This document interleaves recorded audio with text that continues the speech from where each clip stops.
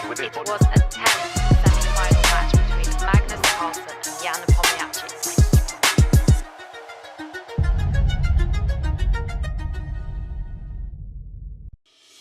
Want to raise your chess to a new level? Challenge Yourself is an exclusive, innovative experience designed for Chess24 Premium members. Train like a champ, with a unique set of lessons prepared by the coaches of the challengers. Boris Gelfand and co. will help you improve your chess. Play a champ. Play a grandmaster each day in Banter Blitz. Take advantage of this incredible opportunity from June 10th. Go premium and challenge yourself.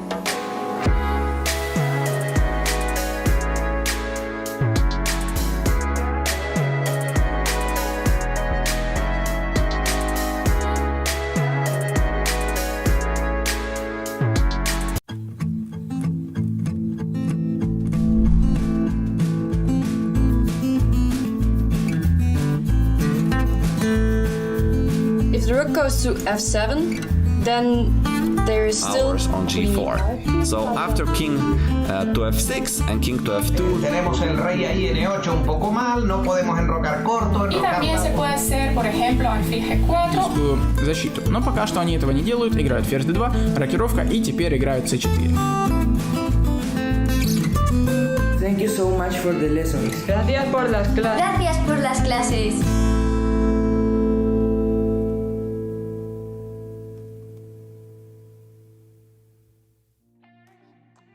Hello, I would like to welcome you all at the Julius Baer Challengers Chess Tour Finals. I'm Judit Polgar, and please welcome my co-host, Vladimir Kramnik. Hi. Good afternoon, ladies and gentlemen. Well, we reached out to the fourth day, to the final day of the finals, and we started out with 8 very talented players, youngsters, but as it's a knockout system, we reached out to finals. And the finalists are the Indian talent prodigy Pragnananda, who is only 16 years old. He's a grandmaster with a rating of 26-18. I think we can talk about this, Vladimir, later after I introduce our other finalist, who is Christopher Yu, who is just 14. He's going to be turning 15 end of the year. He's not a GM yet. I think we can say that. And his rating is 24-85. So my question is to you, Vladimir, what do you think about the finalists? There is a very big difference in rating between each other. Yes, but you know, the last years, because of the pandemic, young players, they didn't have too many chances to play. So it's totally clear to me that Christopher is a much better player than 24-85. Well, the other point is that I also believe that Prague is stronger than 26-18. Yeah, that is what usually happens, that when you are young and very talented, usually, yeah, you are underrated. So they're both underrated. Probably Christopher is more underrated than Prague, but still, yeah, again, so you shouldn't just look at numbers. Definitely Prague is a favorite. Well, he played very convincingly, and yeah, he's already a grandmaster, and well, has won already quite a number of serious, you know, against serious players. Like, for instance, he beat Veselin Topalov in classical chess a year or something ago very convincingly. So, but anyway, Christopher is a very sharp style, is very, very good tactician, fighting well, very resourceful. So, yeah, it's not going to be easy for Prague, because well, he needs to adjust to this style of play, and it's, well, let's see. I'm sure he was preparing for a kind of different type of play than, for instance, Kamer. He's definitely more of a classical player. Christopher is very sharp attacking player, so needs to be alert. Maybe in positional chess he's probably superior to his opponent, but in tactics anything can happen. And this format 10+5, you know, we'll see. It's it has to be very careful. The players are getting ready already. We saw their faces. They start to get focused, and the first move is on the board. E4. As you said, that Christopher is a very tactical and sharp and very interesting player. He is an E4 player, after all. Yeah, that's logical. That makes sense. Yeah, if you're, I mean, I know one player who liked also to play E4, who was extremely well in sharp play in attack, and I think this player is present. But look at this! I never played this B4. What a pawn sacrifice already! Such an early stage of the game, he wants to take the initiative. Yeah. Or he also wants to make a surprise to Prague. Yeah, but you see how well prepared is Prague. Yeah, because even after b4, I mean, which I never analyzed myself, even though I played knight c6 a lot, yeah, c5, knight c6, but he's prepared. He's playing quick. Yeah, so well, you can also see that on top of his huge talent, he's also working a lot on chess, and that is, yeah, that helps to realize your potential.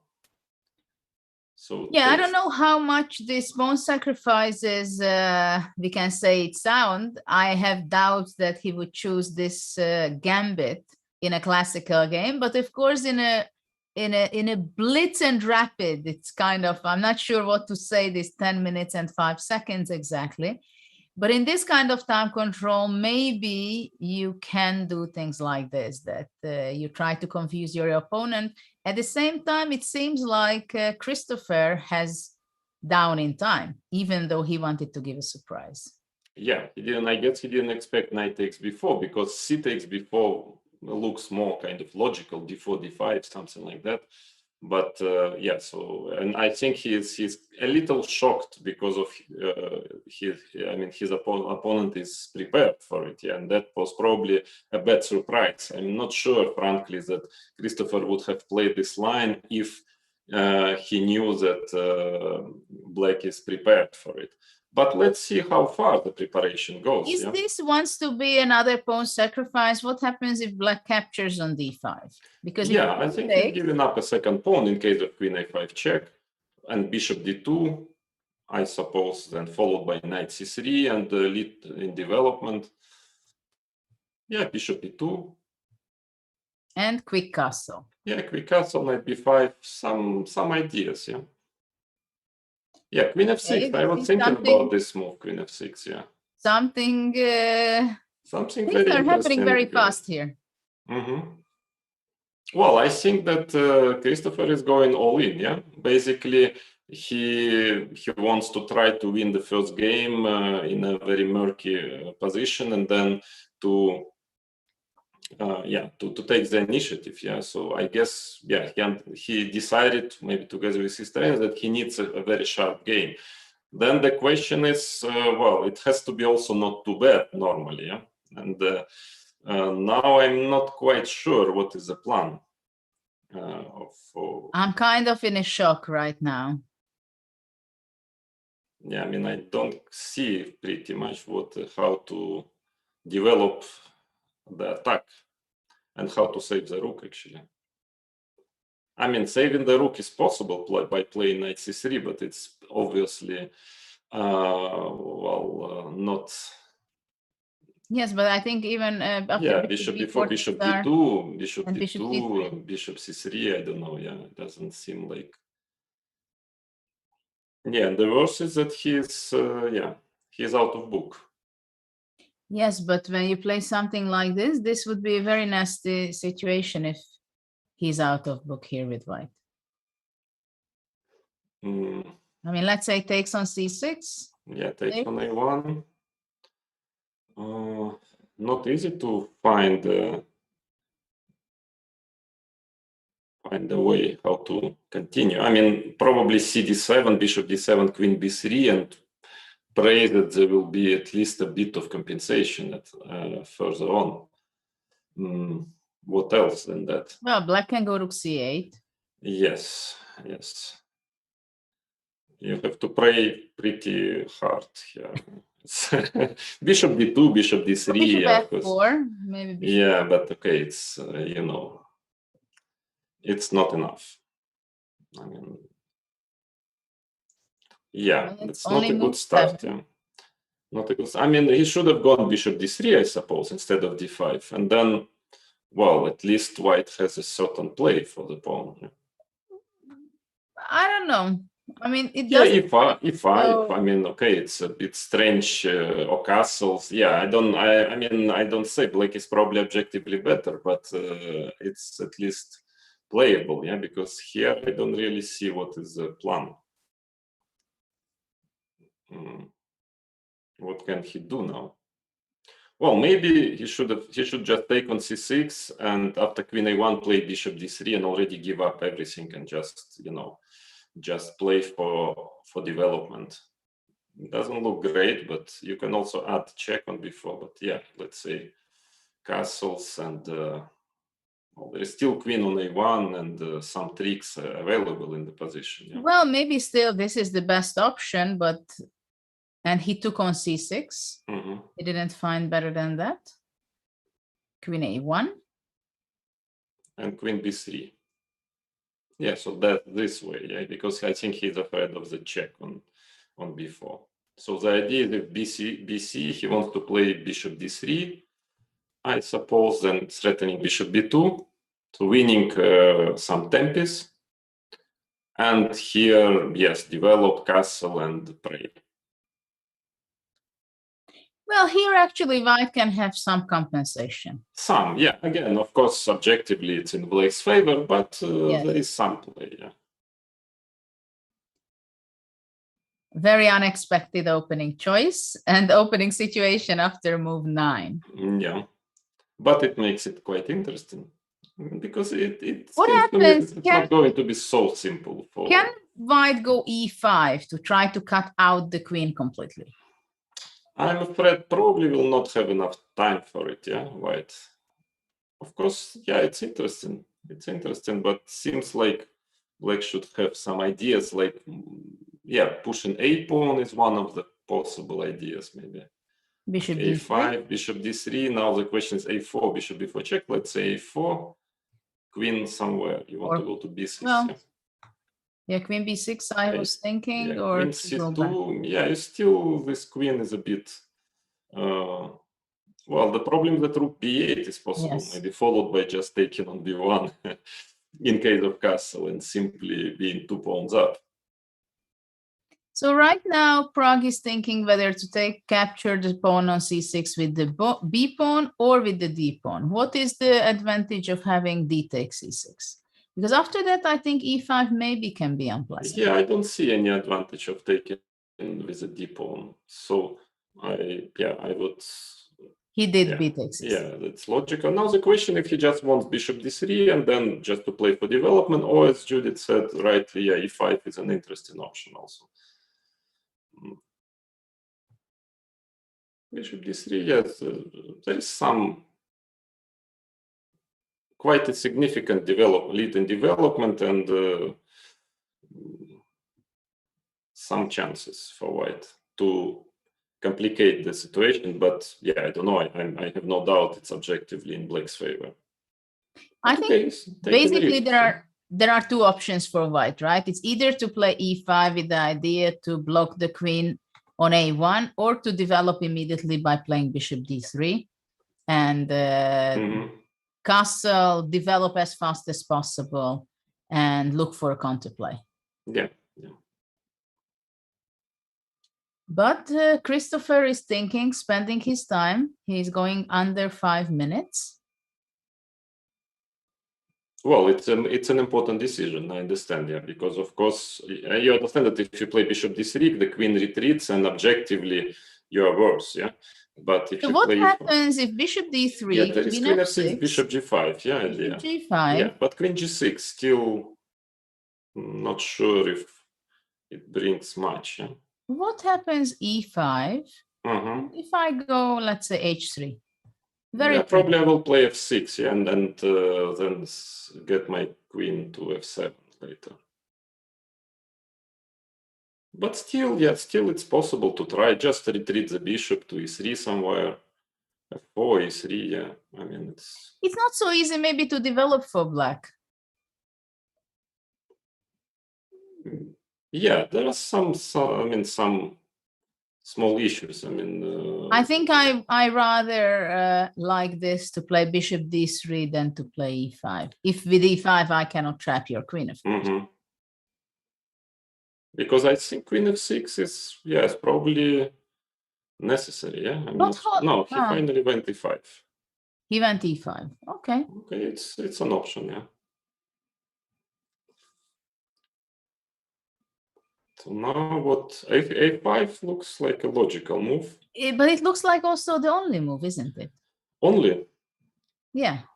I don't know. There is so much time black has because there is bishop d3, bishop b2, still 2 moves. Probably black should have something else than that. I don't really see it, but wouldn't be surprised if black has some other trick in his pocket. But a5 is definitely most logical, at least. It's an interesting game, by the way. Yeah, it can be interesting. What do you think about after a5? I know what I wanted to play. That's not good. I'm afraid there is probably nothing better than bishop d3. Yeah, bishop. Then the question if I can check on b4. It's tempting to get the king, but I don't think I will have time. Yeah, I move out. Yeah, but the thing is that if I just even move the bishop, because on bishop b2 I have a4. Yeah, I might have a4. Well, or your like bishop c5, is hanging. c5 maybe. But anyway, I will take on b4. Bishop b2, a4, and queen b4. Yeah, and you take on b4, yeah. Yeah. Yeah, so probably a5, bishop d3, a4. That's probably the way. Okay, so a5, sorry. a5, bishop d3, a4. For some reason, I want to go queen b6. Actually, you can, because queen a2, you just castle and then you, but yeah, then black also has this bishop a6, queen a4. Queen c4, maybe, yeah, maybe, but rook b8 anyway, I think. Yes. Now queen c2 is interesting. Yeah, queen c2 because again, well, there is no direct threat, but rook b8, and yeah, because if knight c3, bishop b4 comes, so yeah, there is nothing better than to castle, and then you take on b1. And it is better for black, but well, maybe not completely lost yet for white, because black still needs to develop. But he has 2 pawns up. I see. I know, yeah. Of course, it's pretty much better. So what happens if after a4, let's say, can't white do something else, something better? Yeah, just go queen b6 and then castle. But what I don't like is move like even knight e7, because this knight d5 is very unpleasant resource. Yeah. I don't know where your queen is going to escape after knight d5. And we have a5 on the board. Prague went down under 5 minutes as well, while white is under 4 minutes already. I'm just wondering if you can play bishop c4. It's a strange move, of course, but I want to protect this pawn on a2. a4, queen c2. Or queen b6. Queen c2 anyway, yeah. rook b8. And I just wanted to go rook knight d2 or something. Can I do it? Bishop a3? Castles, yeah. Takes, and queen b2. Yeah, takes, and then, yeah, but then rook c1, queen d1, and knight d4, knight d6 might come, yeah, at some point. Even here, knight d4. No, okay, rook c1, queen b2, queen d1. And I'm somehow trying to get my knight to d6. Maybe black should... and rook b1, by the way, is a threat also. Oops. Also, rook b1 is threatened. Maybe it was a strange but possible option. Well, we have bishop d3, a4, queen c2 on the board still. But now after rook b8, it's quite difficult. I mean, still knight d2, maybe, yeah? Probably. Yeah. Probably. I like knight d2, though. Yeah, the problem is for white that after knight c3, bishop b4 is a problem. It's knight d2, yeah, you just need to manage to keep queens, yeah. The point is bishop b4, castles queen c3, yeah, that is maybe pretty annoying.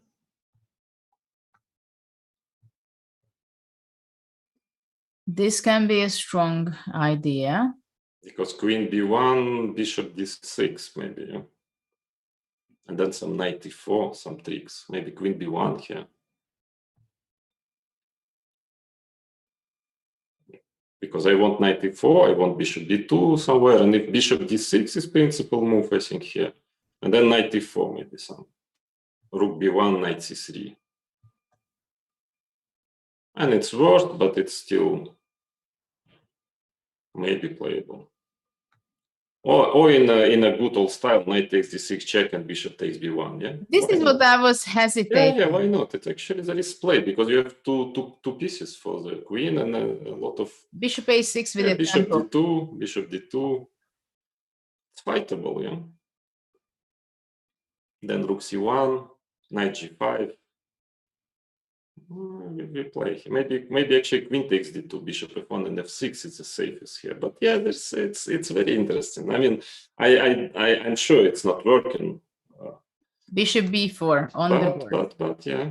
So now castles and queen b1 is very principal. Well, there is not much of a choice for white, isn't it? I was thinking to play a3, but I think black goes bishop a5. Yes, a3 is also bishop takes d2 check. I'm not sure. You have to take with what? With king, maybe. Yeah. Well, a3 also bishop a3. Yeah. Also bishop I wanted a3. to give that away. So after yeah, and castle. Yeah. But then of course there is a pawn. Yeah. This makes some difference. Takes. Queen d2, queen d1. Well, I'm not sure. Yeah, I'm not sure how much is the difference. Yeah. I mean, white is really only two tempis away from d6, right? Yeah, but he had castle. Yeah, he had castle. Then I'm sure he wants I'm queen castle. c3, queen c3, queen b1. Yeah. Queen c3, doubt, queen b1. Yeah, that's quite very Both entertaining. players under 3 minutes, and it is very exciting. I mean, something tells me that well, computer would show big plus for black. I'm pretty sure about it, but I don't see immediately. Maybe d5. But it's very risky. Very risky. d5, isn't it bishop b2? Queen c5. Yeah, it's very risky because a lot of.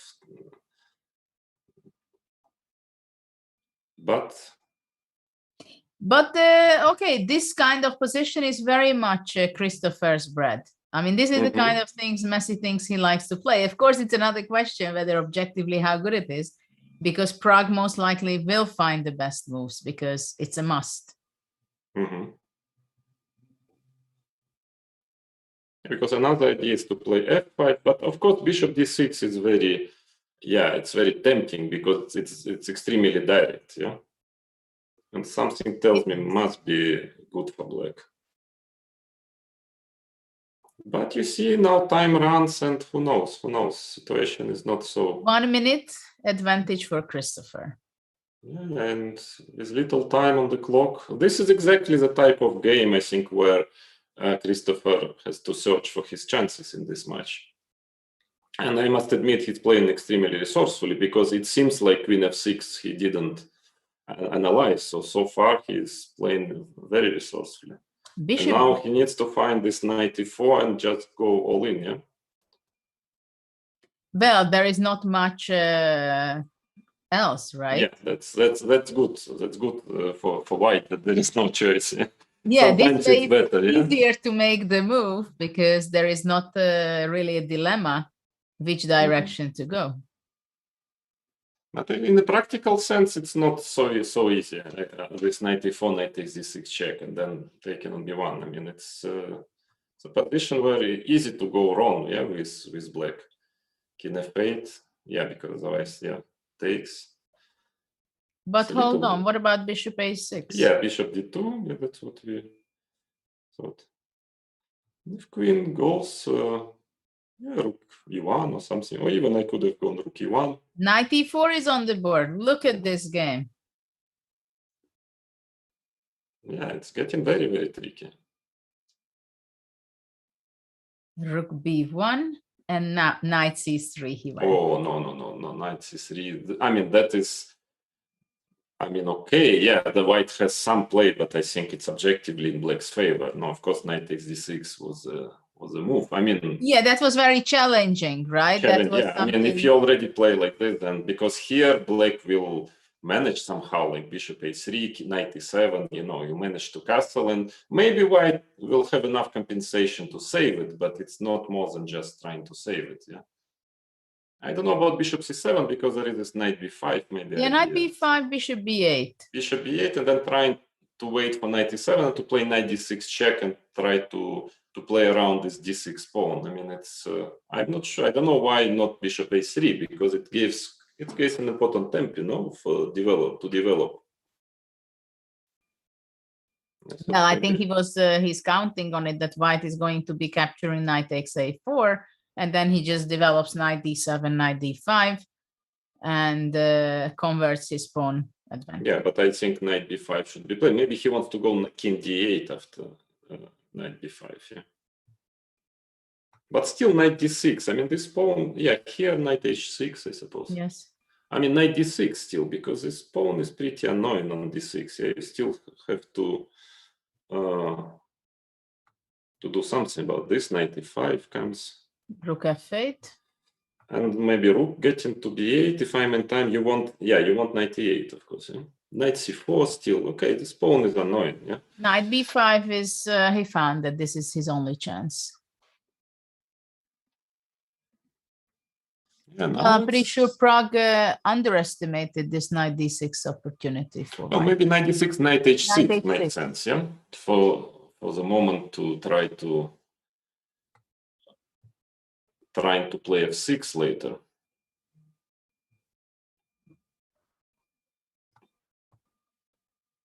Yeah, I need to find resources here for white. Because black wants f6 and still rook c4, maybe trying to take on a4. Maybe some. Because if knight g5, I'm afraid already even king e7 is possible.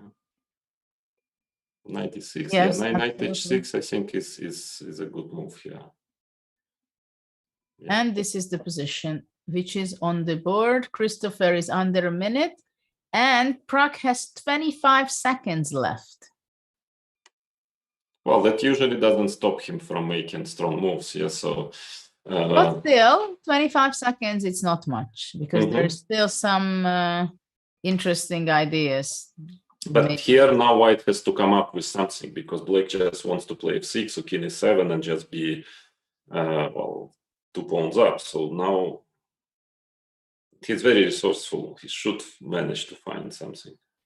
Yeah, okay, that's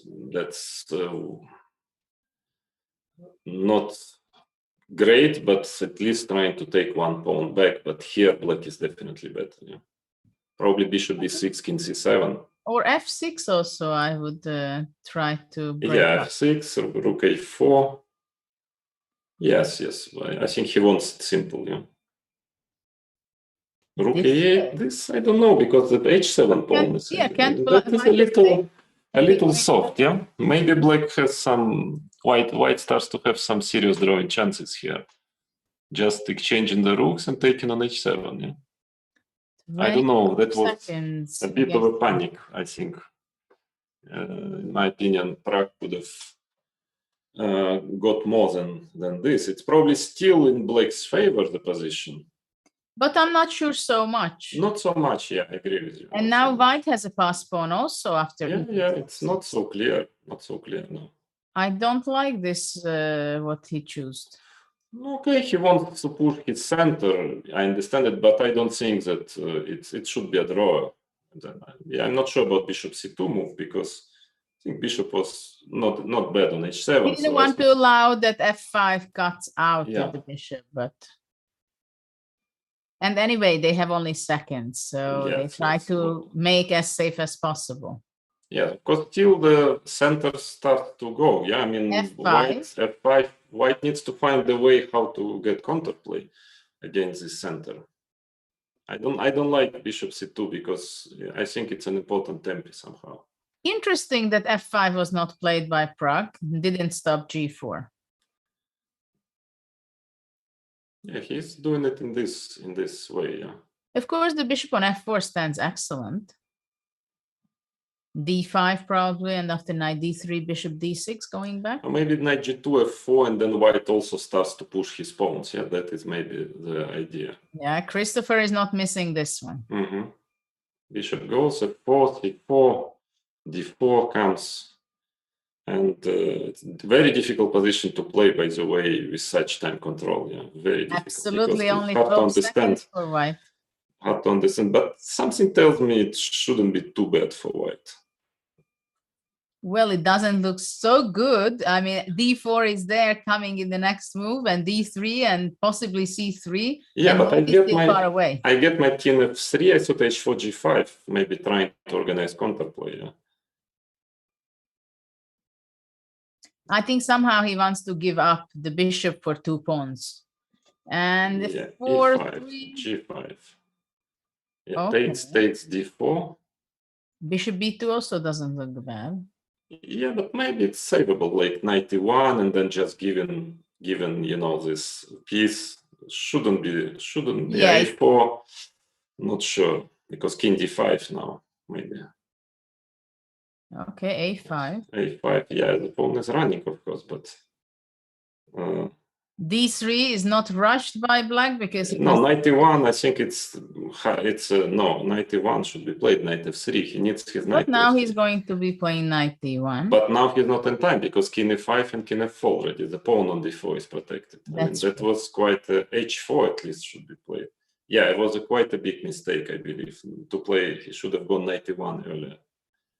Because now, yeah, that's a good move, by the way. Why? Why knight f7? Bishop e4 check, maybe now. Bishop h7, actually very resourceful. But probably not enough. Yeah. King f2. King f2, knight g2, mate. Yeah, if you have two moves in a row, yes. But yeah, that is lost now. King g3. D3 check even. Yeah. No rush. Yeah. Well, it will be almost impossible to save the game for Christopher. He's still fighting, but D3 check, bishop e6. He thinks it's like a Zugzwang, yeah? Because he wants to get king to f2 probably or something. I would just play d3. I don't see what is wrong with d3. Well, it seems like maybe he's over careful. Yeah, because now knights maybe can get to a3 and maybe I can try to give up finally. Knight b4. No, he wants to go knight d5. Yeah, it's a little bit tricky. I mean, still c3. I don't know, c3, maybe he wants bishop f5 or something. I think it's a little bit misplayed by Prag. I mean, of course, it should be still winning, but... King c3. d2 and king e1. Yeah, d2, that was, yeah, it was a mistake. Yeah.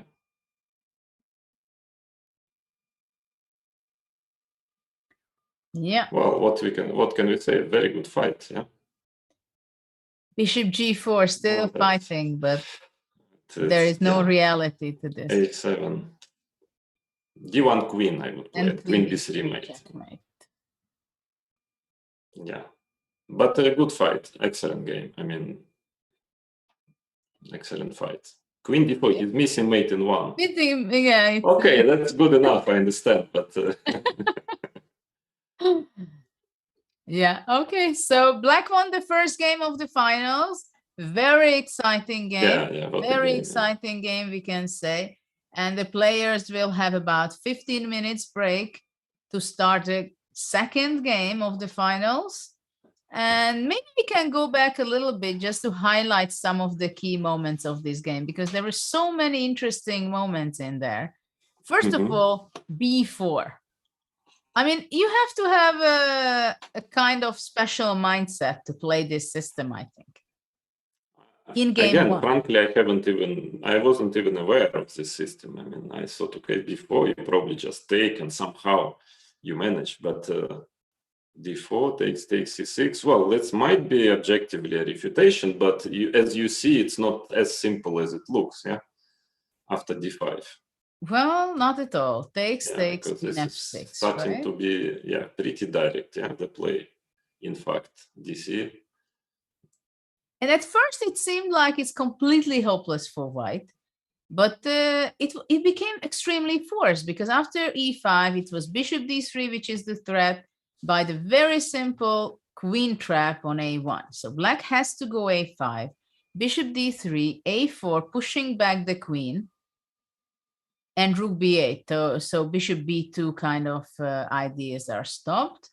And in this position, what I want to go back to, that we consider that in this position, the critical move was to go knight takes d6, and after king moves out, bishop b1, giving up the queen for two minor pieces for white. And yeah, I mean, I have no doubt, especially since already Prague was low on time, and it's in the spirit of all your previous play. Yeah? And okay, even if it objectively doesn't work so well, but it's you know, the practical problems which black has to solve, they're still quite significant here. Yeah, because it's not so easy to understand how to coordinate your pieces. I mean, as a practical player, if I would play black this position, I would be much more worried about it than knight takes c3, because then I know I'm safe. Yeah, here anything can happen with 1 minute, and it was quite a big mistake. I mean, practical mistake, again, not objective, but practically he should have gone for it. I mean, I'm sure. And then I don't know what would be the outcome of the game. I really don't know. Anything could happen. Well, let's see if we analyze it a little further. Bishop a6, you... rook e1 even. I don't even want to give you the chance to play queen takes d2. Okay, I go, really like all in. Rook e1, because Black just goes knight e7, trying to go knight c8, or knight f5. I don't know. But knight f5 I can always take. Let's say bishop d2, yeah, for instance. Queen b2. Queen b2. Now I just need my bishop to c5 somewhere. Yeah, like. Well, I understand, but with black, I will want to go knight d5. I want to go king e7. I want to activate my rook, right? Yes. If I can find activation for my pieces, then maybe. True. Yeah, but still maybe bishop e4, trying to go rook b1. You're giving up the pawn, and then you go to b1. Or right? Just even now maybe bishop b4. Just playing a really creative chess. Maybe bishop b4 already. No, I understand. A computer will definitely say that it's bad, that black is winning, and maybe computer is right, but it's not easy to play this position. Yeah, I mean, of course it should be. Yeah, it's a lot of practical chances. Practical chance. Yeah, I'm sure black is better, much better objectively, but it's very unbalanced position. Something of this sort, because when otherwise you go to this endgame, it's clear that black is just better there. In fact, I think that if black would have gone bishop c7, maybe, I mean bishop a3 instead of bishop c7, I think it would be quite a difficult position simply for black, for white. In this position after knight c3, yes, I think take and bishop a3. No, I mean I don't see why not, unless you are trapping my bishop. I don't see how. And then knight e7. I mean black just finishes the development. Knight takes a4, for instance, and then maybe knight d5 or something. Maybe rook b8. Or knight d2. Knight d2, not even a castle and bishop e7. I mean, it's a very healthy pawn. But that anyway, I will put my knight on d6. True, but I think my coordination is a bit better. Maybe bishop e7, knight d6, and somehow you mean that f6 you want rook b8. Rook b8. 6 rook b8.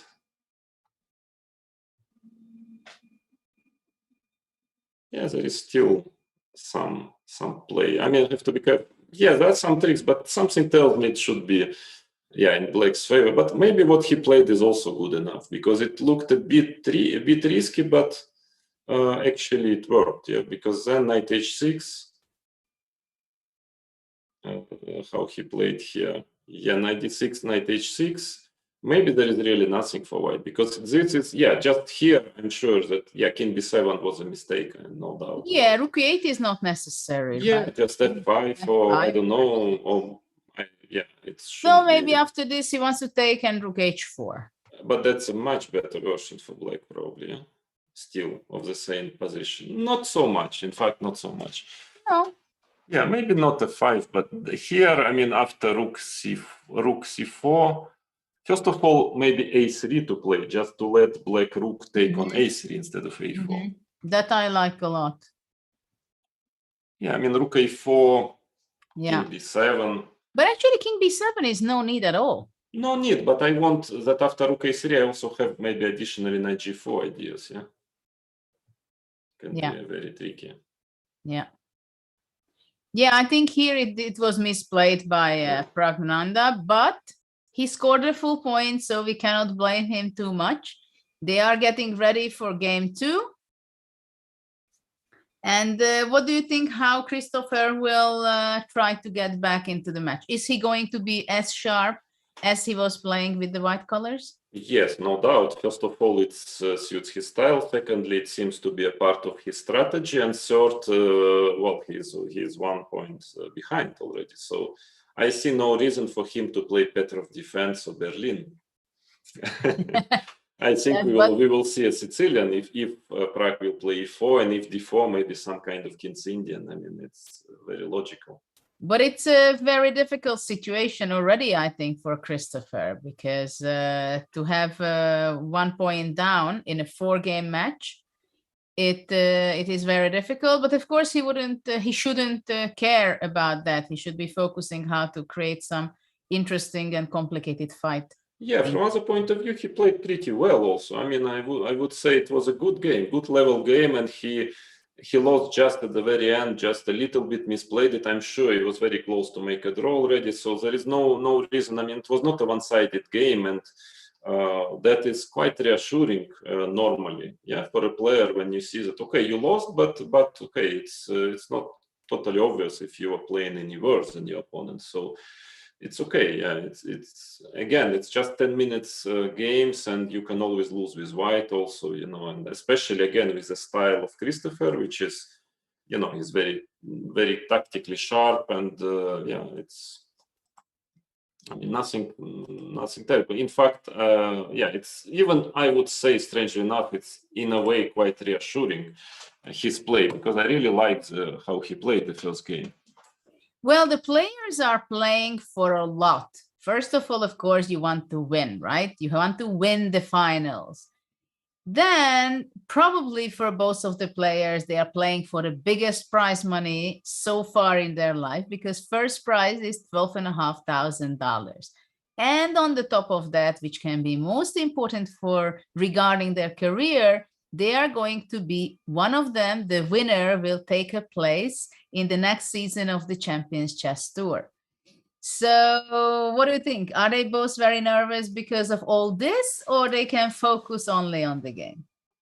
I think both. I think they are nervous, but as I can see this game, it was a very good level. I mean, so they are capable of playing well under pressure, and this is also a very important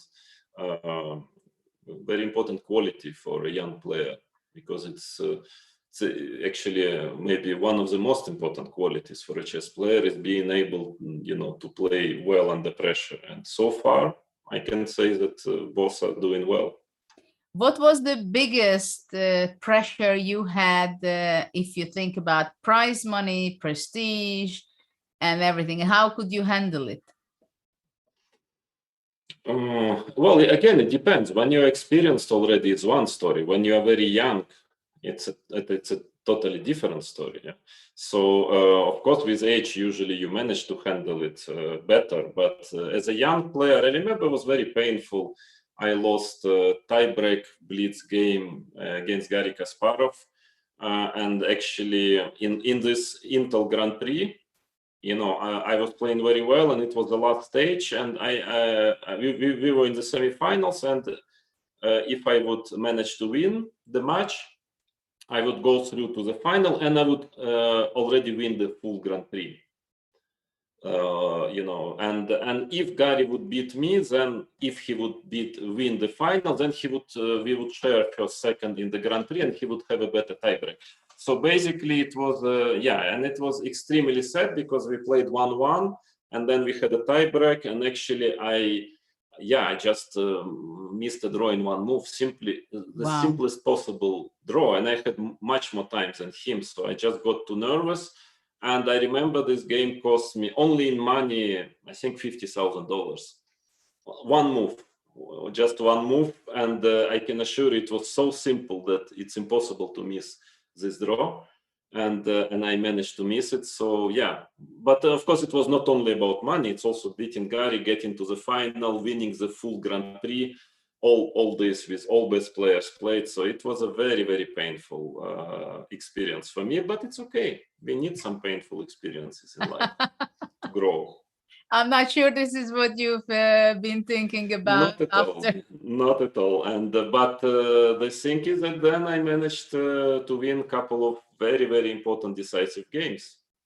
Like in my World Championship match against Peter Leko, I won decisive game, and against Topalov, I won the decisive game. I won many decisive games actually in my life. So I've learned something from this loss.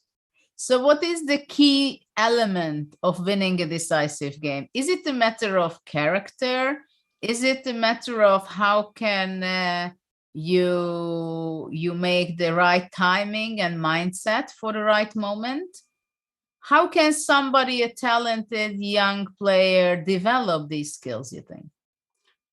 Develop, I think, only mainly with experience, but basically it's with your attitude. Of course, the only chance I believe to be successful in such games is not to take it as a drama, as as something which is deciding your life. It's just to understand that finally, all in all, it's life. You will get your chance, even if you lose it. Well, what to do? Yeah, I mean, in a way, at least my attitude in such situations is to leave it to, so to say, to leave it to God, to decide, just to do your best and forget about result and just play and okay. And if if the situation, will be in your favor, okay, you will win. And if not, what to do? Yeah. So the only thing what you have to care about when you're playing, for example, in must-win situation, is that if you might not simply get the slightest chance, and then doesn't matter if you will be nervous or not. But so there is no point of being nervous. But your task is, if in case you will get this winning chance, and that happens sometimes, then to be ready for it. Yeah, then to be cool-blooded and really to use this chance fully. Yeah.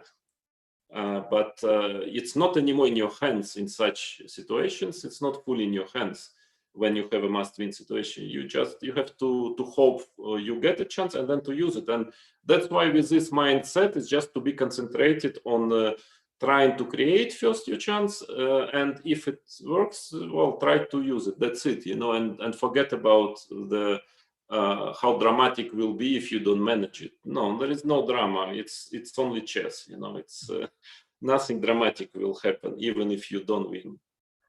So they have to be preparing the same way as it would be quarterfinals or another game. I think so. Mindset way, you have to be much more ready to take the opportunity. Yeah. Well, it's by the way, the samurai. The rules of samurai. One of the main rule of samurai. What is it? Is this Japanese samurai who are supposed to be incredible fighters, and so there one of the main rules is you must be ready to die. So so to say, in chess you must be ready to lose. That is a part of the game. So it's always an option. Yeah, I mean, that is my. I know any game I play, I always can lose. Any turn I play, I can lose. It doesn't mean I will lose, but it's like it has to be an option. Okay, that it's not a drama. It's not something which drives you crazy, and that is maybe pretty much different culturally than the European way of doing it. Yeah, it's like you can only win. No, the winner takes it all, and so on. No, it's not my attitude. I mean, I try my best to win, but okay, I know I can lose, and that helps you taking it easy, being more calm. Yeah, because if it's a total drama for you losing a game, yeah, then you cannot concentrate on the play because you are just too nervous. So it shouldn't be a drama. I think these things we are touching very important things, because many of the youngsters also I experience that they have, for example, rating points, and they go to a tournament and they say, oh, I don't want to lose rating points. I want to win. I make a draw. So safety somehow, it is sometimes gets too much ahead in the, okay, we have the game, so we continue. Yeah, we'll continue this, yeah. Yeah. So let's see, but we can get back to this topic because I think it's very important mindset for the youngsters how to deal with these things. I mean, it's just important to mention that there is more than one mindset. Yeah, well, there are options. It's not like this typical way of saying, yeah, you win, you have to win. You're the winner takes it all. It's only one. The only place which counts is first place. I don't believe in it a second. It's not my attitude, and as you see, I was a winner quite an amount of time. So it means at least that it's a valid attitude, and so you have to choose for yourself what is deeply yours. not to listen to, to someone. Yeah. So if you feel like you need a 100% winning motivation, like win or die, okay, then do it. But if you don't feel it, don't try to imitate somebody. So Yeah. my favorite Italian. Yeah. Let's see By how the way, during the second session of with Indian kids in Chennai, I made a big lecture on Italian for all the guys, including Prague. So let's see how did he learn the lesson. So H3 is an important move in this system, right? Yeah, you see, it's a very difficult system because there are so many move orders. There are so many tricky move orders here that you can start with H3, with Rook E1, with A4, with Bishop B3. Everything has its own, point. So it's really sometimes even very experienced players, are confusing sometimes. It's such a subtle story, this position, yeah, because you can play with A6, sometimes with A5. So White doesn't hurry usually to play A4 because after A5 he doesn't have to play A4 already. Lots of nuances. I spent, I don't know, maybe altogether like 30 hours explaining all this, maybe 20, but at least 20, explaining all those nuances to the Indian kids. And well, I think they still have the material. So A5. So now White usually tries to avoid playing A4. Just playing knight d2 or something like that, because there is no need. You see with the pawn on a6, very often knight a5 starts to be a threat. But after a6, b4, a4 is the move what they usually play. A4. No, they first play a4 because there is no need to hurry with b4 already. Black retreats bishop on a7, and then knight d2 is also huge theory. I myself had lots of games with both colors on this position. But now A5 is becoming very fashionable system nowadays. And yeah, there is this move, Bishop B5. I saw lately it was played by someone, but also possible, yeah. Looking a bit strange, but this whole system is very strange. Well, basically, many after nuances. Bishop B5, White is aiming to exchange on C6 and somehow play D4 with good circumstances, I guess. One of the ideas, yeah, it's pretty much move per move play. Very, very strange. Bishop b5. It's like both are in Zugzwang in this position sometimes. I mean, the point is that after knight bd2, usually Black is playing bishop e6. So Black's idea is very often to play bishop e6. So bishop b5 is a move to stop bishop e6 in a way, yeah? Because now White has d4 move. Mm-hmm. And yeah, so it's more against bishop e6 and also in a way against rook e8 because also some d4, d5 might come. Yeah, so it's more of a prophylactic move actually, bishop b5. Not so really is Black going to go bishop a7 or bishop b6? Yeah, usually whether to b6, whether to a7, there is always a choice. Let's say a7. And then knight e7, c6, and White is playing knight bd2 probably. Black goes knight e7, and d4, c6, and then all these typical positions arise. But Christopher, he doesn't know bishop b5 move. That's yeah, he's in behind in time again. Pretty significant time difference. Yeah, because yeah, if you play the system, you better know all those small nuances. You better, take part in the session, my Italian session. Yes, but I have the feeling that Christopher was not invited to your session. Yes, he doesn't have the nationality which was needed for that session because it was for the best Indian kids. We were together with Boris Gelfand there. Yes. So bishop b5. Yeah, well, at least you have to play quicker. Yeah. Now I think idea is bishop a4, very strange, probably. Yeah, and then bishop c2, maybe, yeah, as one of the options. Or simply knight bd2 also, yeah. Knight bd2, and then in case of knight e7, you just exchange the bishops, and finally you get the pawn to d4. Yeah, which is usually quite, I mean, Yeah, it can be a little more pleasant. It's a bit more pleasant, yeah, for white. Taking usually. over the center. Maybe black should take with a knight on d7 and then trying to counter with f5 one day, but it's not clear if it will be enough. d4, bishop a7, knight f1, typical, yeah, or knight c4. Yeah. Yeah. So knight d2.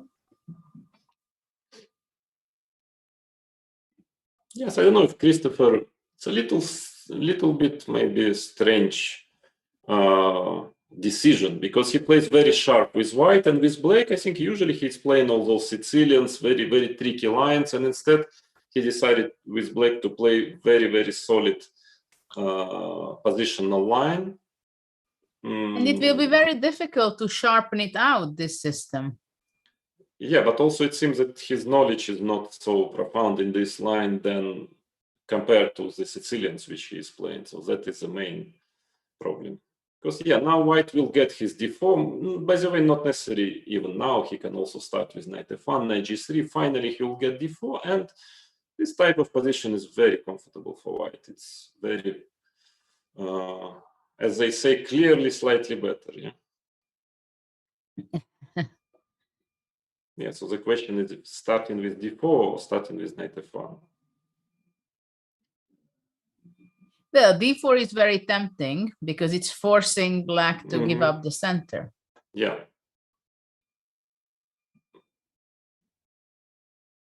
From other point of view, maybe it gives black some chance after ed, cd, you remove the bishop, then after knight f1 that you can maybe get d5, e5, knight e4. Let's say bishop a7. Knight f1, not necessary, also b3, bishop b2, by the way, is interesting. But here at least maybe d5, e5, knight e4. But normally all those positions are, well, quite nice for white. I also like b3, bishop b2 simply, yeah? Just to have a control. After d4, bishop a7, yeah. Just not to allow d5, e5, knight e4. Though sometimes anyway, black is giving up a pawn. Yeah, but probably sometimes, but probably it's not going to be enough here. I'm curious how Prague will react here. If he's going to go knight f1, possibly. Yeah, I think he just considers also starting with knight f1, then knight g3, and only then d4. I mean, it's also a valid option. I fully understand his reflections because both look very promising, both ideas. Well, he couldn't dream of a better scenario than what he's having right now, having nearly 2 minutes of advantage, little better, more pleasant, without too much of a risk, and a point ahead in the match. Yeah.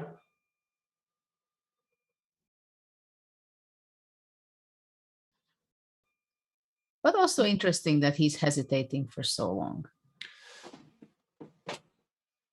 Yes, I mean, maybe it will be more practical to play quickly knight f1 or d4. It's more about, because both are good. Yeah, it's about just decision making.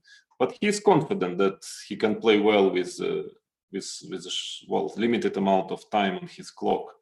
So he's not afraid of having half minute on his clock. I think also maybe he wants to provoke Christopher, that maybe he's going to play d5 or something. In not necessarily good circumstances. But by the way, if knight g3, maybe black can try d5. It looks very risky, but who knows? I mean, because if d4, if white starts now with d4, at least but black isn't maybe... it possible after knight g3, d5 to take knight takes e5 and d4? Yeah, but then maybe black can manage somehow, like knight takes e4, maybe by tempi to make a draw somehow. I mean, knight g3, d5, of course, white has quite a number of promising options here, including simply playing d4. d4? Also quite typical, because if d, knight e5, I'm afraid, and d5. Black might end up just a pawn down. And in case of ed4, white probably has simply e5 move, yeah? knight e4. Yeah, take on g3. Then even dc5 is unpleasant, yeah, because the knights are quite bad. Yeah, knight f5. Knight f5, and now very, very tricky. Yeah, And d4. Even d4 immediately. Just now the question is if black can take on d4 and play bishop b4 and d5. I mean, just very, straightforward. You mean takes and bishop b4? Yeah, not that it's very... But maybe white can go rook e3. And d5. And e5. Yeah, knight e4.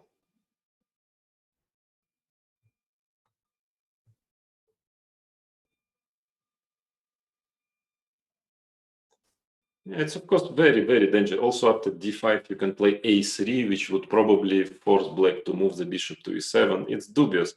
But yeah, he went bishop b6. That is more solid. Bishop b6, knight g3. Rook e8, yeah. In this position, sometimes bishop takes h6 can become a very dangerous threat. Just queen d2, knight f5, queen h6. Sometimes it really leads to mate. Not yet, obviously, not yet here, but black really has to watch out for it.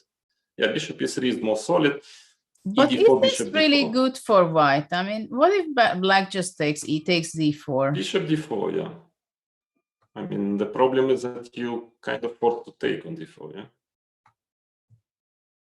And then cd, and it's very pleasant. Yes, nice center. Okay, so let's see after bishop e3 how black will, because there is no real strat from white, or white wants to go queen d2. I don't know if d5 maybe is a threat, but also this queen d2 and then bishop h6 might start to be a real threat one day. Yeah, so black should rather maybe d5 works. I don't know. This is very typical. If it works, it's good. Yeah, if it works.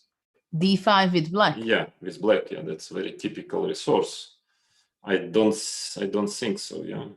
Yeah, no, my idea was D, but that is very dubious. Yeah, D4 maybe. Very dubious.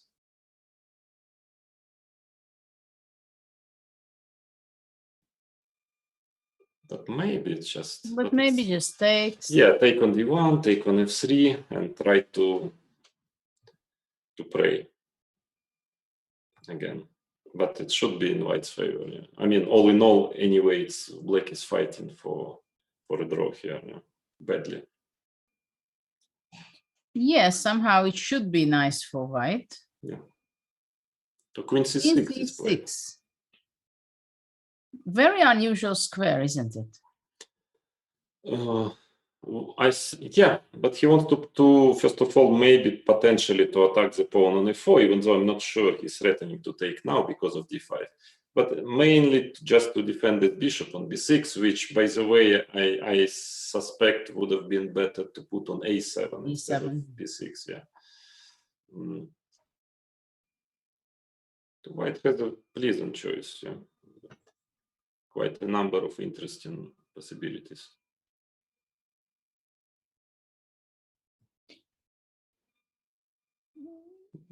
But yeah, queen c6 is not bad. Actually, black is not threatening taking on e4. But maybe black wants to take on d4 and then on e4. Yeah, that might be a threat already.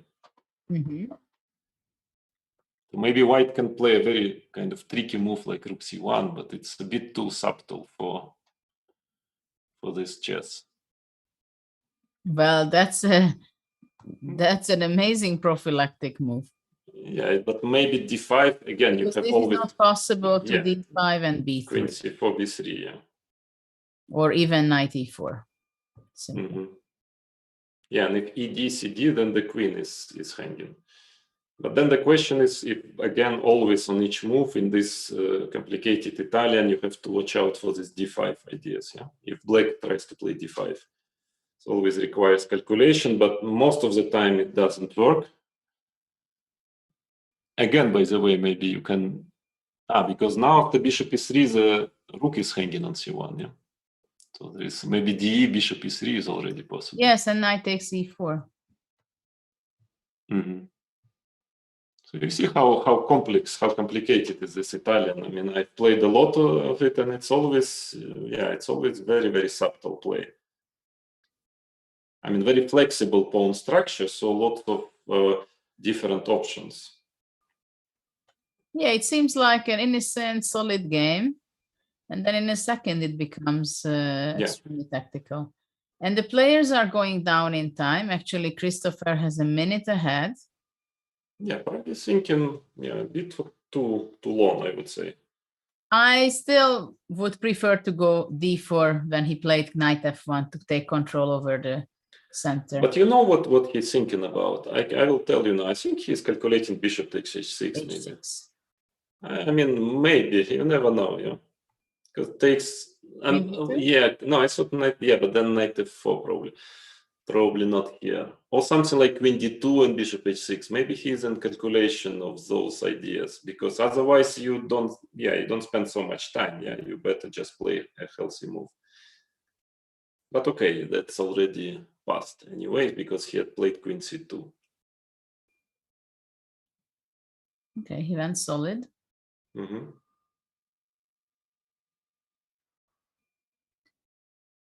d5.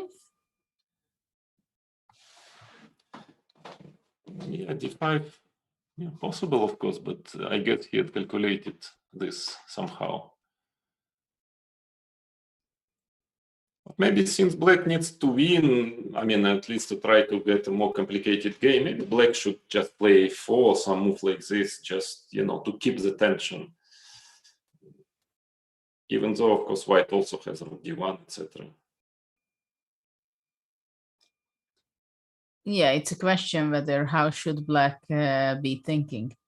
To play for somehow exchanging in the center, or as you mentioned, to play on the side, a4, keep the tension in the center. But of course, it's very important in this position, an experience. You have to have an experience of playing this position, because maybe actually ed4, there is nothing really wrong with ed4. With the idea in case of bishop d4, knight e5, maybe. Might actually equalize. But I thought maybe knight takes d4 after d4 is the idea, instead of taking with a bishop. Maybe taking with a knight. Bishop d4, and white still has, well, some definitely initiative. Yeah, but it's, I see Christopher, they both spent a lot of time here. Well, and he played a4. A4, yeah. 1 minute, 34 seconds.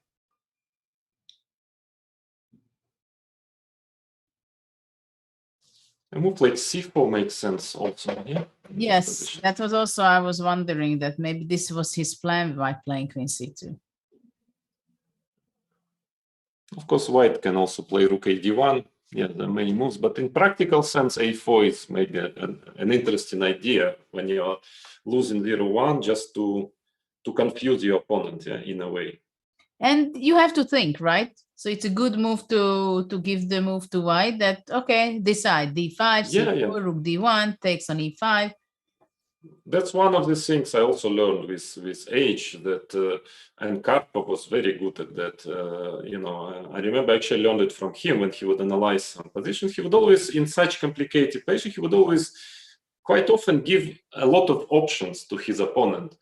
Because, and I remember him while analyzing saying, okay, don't hurry, let him play, let your opponent play. That's what he liked to do. Let him think. There are a lot of options. So a4 is very typical Karpov move. Just play a4, and okay, your opponent will spend time, energy. You see, he's spending a lot of time now, and that is typical Karpov. Well, definitely it was a good choice, because it made Pragg think quite a lot of time, and he's going under 40 seconds. He played c4. Yeah, but now, of course, the game starts to get a bit out of control because of the time. Yeah, not of course, the position is still very fine and solid for white, but with such time, I mean, it can get out of control. Because ed4, I suppose, for instance, I guess knight d4, because if bishop d4 again, knight d5, probably. And now you can, let's say, maybe even take on d4, just because I'm thinking about rook e6 or something. Yeah, I have the b5 potential idea, rook e8. I mean, it's not too bad for black. It's slightly better for white, no doubt, but it's not too bad. And as if you also mentioned, queen d7 also possible. E takes d4, knight takes d4, queen d7.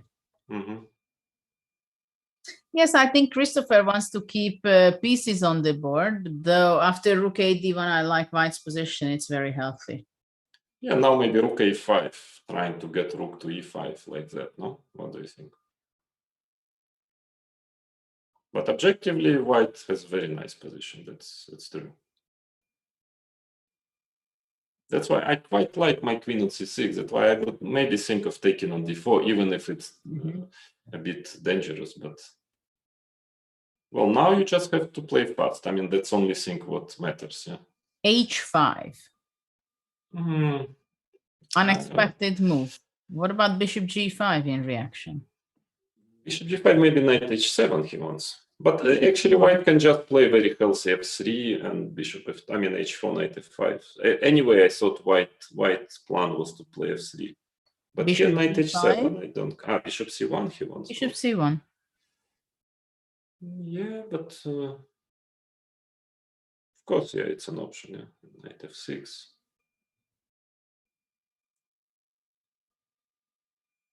Yeah, now let's see if Prag wants to play for a win or not. Knight f5. Yeah, he's playing for a win, but it's a bit. Of course. Well, with such time and having +1, you know. Yeah, but I think it's a very healthy position. He takes control over some extra squares. Knight on f5 always stands well. True, but rook e5, I mean, it's tricky. It's very tricky still. Yeah, rook a5. A lot of tricks hanging on the air, you know. It's not a simple position with such time. Lots of tactics. Maybe yes, d4. It's a nice idea for black to go rook e5, knight b5, queen c6 back. Yes, it's always bothering. Also, rook takes d5. Can't white take knight takes d6? Okay. Knight d4. Yes, maybe backing. Bishop d2 pushing the rook back.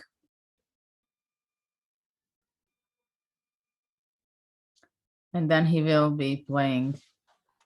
Very little time, yeah, they both have. It's getting a little confusing going back and forth, but the time is very important. White has 13 seconds, black has 10. So bishop a5, I don't know, some, yeah. f3 probably. Then knight e5, trying to attack on c4, yeah, it's... Yes. Black pulled out this move out of white's position. a3, yeah, it's an interesting idea. b3. Maybe h4, knight h5, you should try, yeah, to... Of course, objectively, white should be better, but very little time left, you know, and still white has to be careful about all those jumps, knight jumps. Black is down 5 seconds, 4, 3, 2, 1, and just plays in the last second, knight h5. These young guys, they have still nerves, yeah. d4. Yeah, of course, white is slowly but surely. But black has a very nice place for his knight on f4, bishop f2, bishop d4. There is a pawn hanging on h. Yeah, but I'm not sure if it was savable already.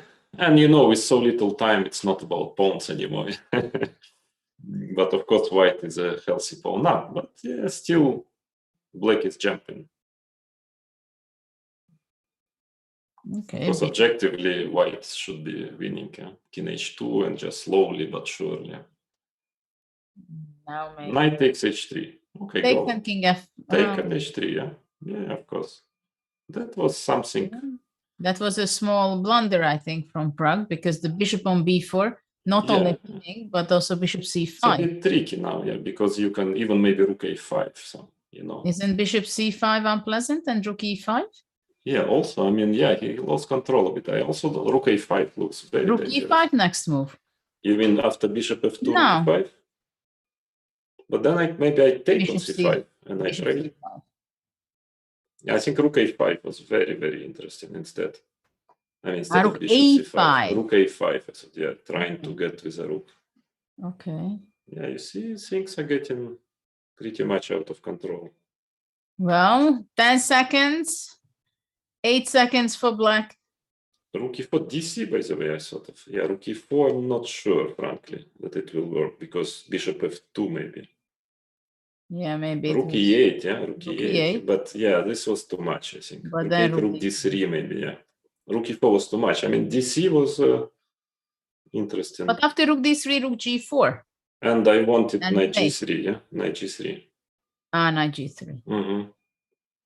Yeah, that was a bit too much. Queen h5. Still fighting, yeah. Yeah, of course. 8 seconds Still on the clock. resourceful. But now, yeah, queen g4 check. Of course, he's more playing for a draw, of course. I mean, you can... Yeah, but tricky, yeah? You can blunder here. You Always can blunder possible. easily. Easily, yeah. Queen c3. What a move. Well, you can take on c3, but that's probably lost this endgame, yeah. Yeah, but this should be because that is knight lost, yeah. e5 is gone. It's just too strong the knight, yeah. But I wouldn't be surprised if something would be very good for black in a few At moves. some point on, I mean, very good, I don't know, I mean, not probably like winning, but no, but I mean, at the moment after 92, here I'm really not sure. Here I thought black had his chance. Yeah. Absolutely. This should be, I mean, lost quite surely. I mean, that's not. Yeah, but it's not easy with few seconds on your clock. King Yeah, comes down. but Prague is very good at this kind of Knight d4. technical things. Yeah, but it's not easy. Knight d4, rook e5. Yeah, rook e5. It's not totally trivial, but push f5. Yeah, this is very good, very good. Because need probably to go rook h7, but now this pawn starts to be Still not easy. Fight, still, you have to have very good technique, I think. Mm-hmm. G4, I suppose. G4 I like, but even f4 and king h5, king g4. Mm-hmm.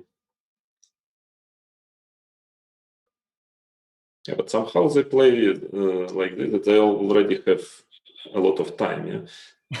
I mean, well, I don't know if you how can they consider manage. a lot of time, 20 seconds. I mean, they used to have much less than that. Yeah. That's true. Yeah, rook g2 is tricky also. He wants knight. Maybe, yeah, knight e6, knight f3. King f6. Mm-hmm. Yeah, these guys are very good with seconds. Yeah, they see at least all tactics. Yeah. Rook h3, for example. Knight f3. Knight f3, rook h5. Yeah, but then you are blocked. Rook now, e7, not bad. I was thought knight f3 now was rook g7. Rook g7, king f3, trying to go. No, now g4. he wants to blockade. But now c5, maybe time to play c5. Not so easy for white, I think. Yeah, but I know Prague is a machine in this, you know, with these technical positions. I mean, I would definitely spoil some just because of panic with so little time. Yeah, but rook h4. By the way, an interesting idea. Yeah? 8 seconds each. Rook h5. It's not getting easier for any of the player. Yeah, but maybe you should just push pawns. Ah, now it is, right? King g6 still, yeah, still. Yeah, but that should be bad. No, that is simply lost, of course. King g6 was the only chance, yeah. Though still he goes king d4. Look at this. But I think king g4, king d4 takes. Yeah, some chances, yeah. Still some chances. With very resourceful. You don't know, and it's only 4 seconds for white. Now it's 8 again. Takes. Must be winning, but still have to prove it. Yeah, knight f3, and knight is going to be defending the pawn. Yeah, knight d4 Still not maybe. clear. Knight d4. Still not totally clear. Yeah, king b2, king c3. Yeah, knight d2. No, c5, I think knight b5. This, I'm afraid, will be lost. But just king b2, king c3 might be a draw. Yeah, not so easy. Not sure if white can win it.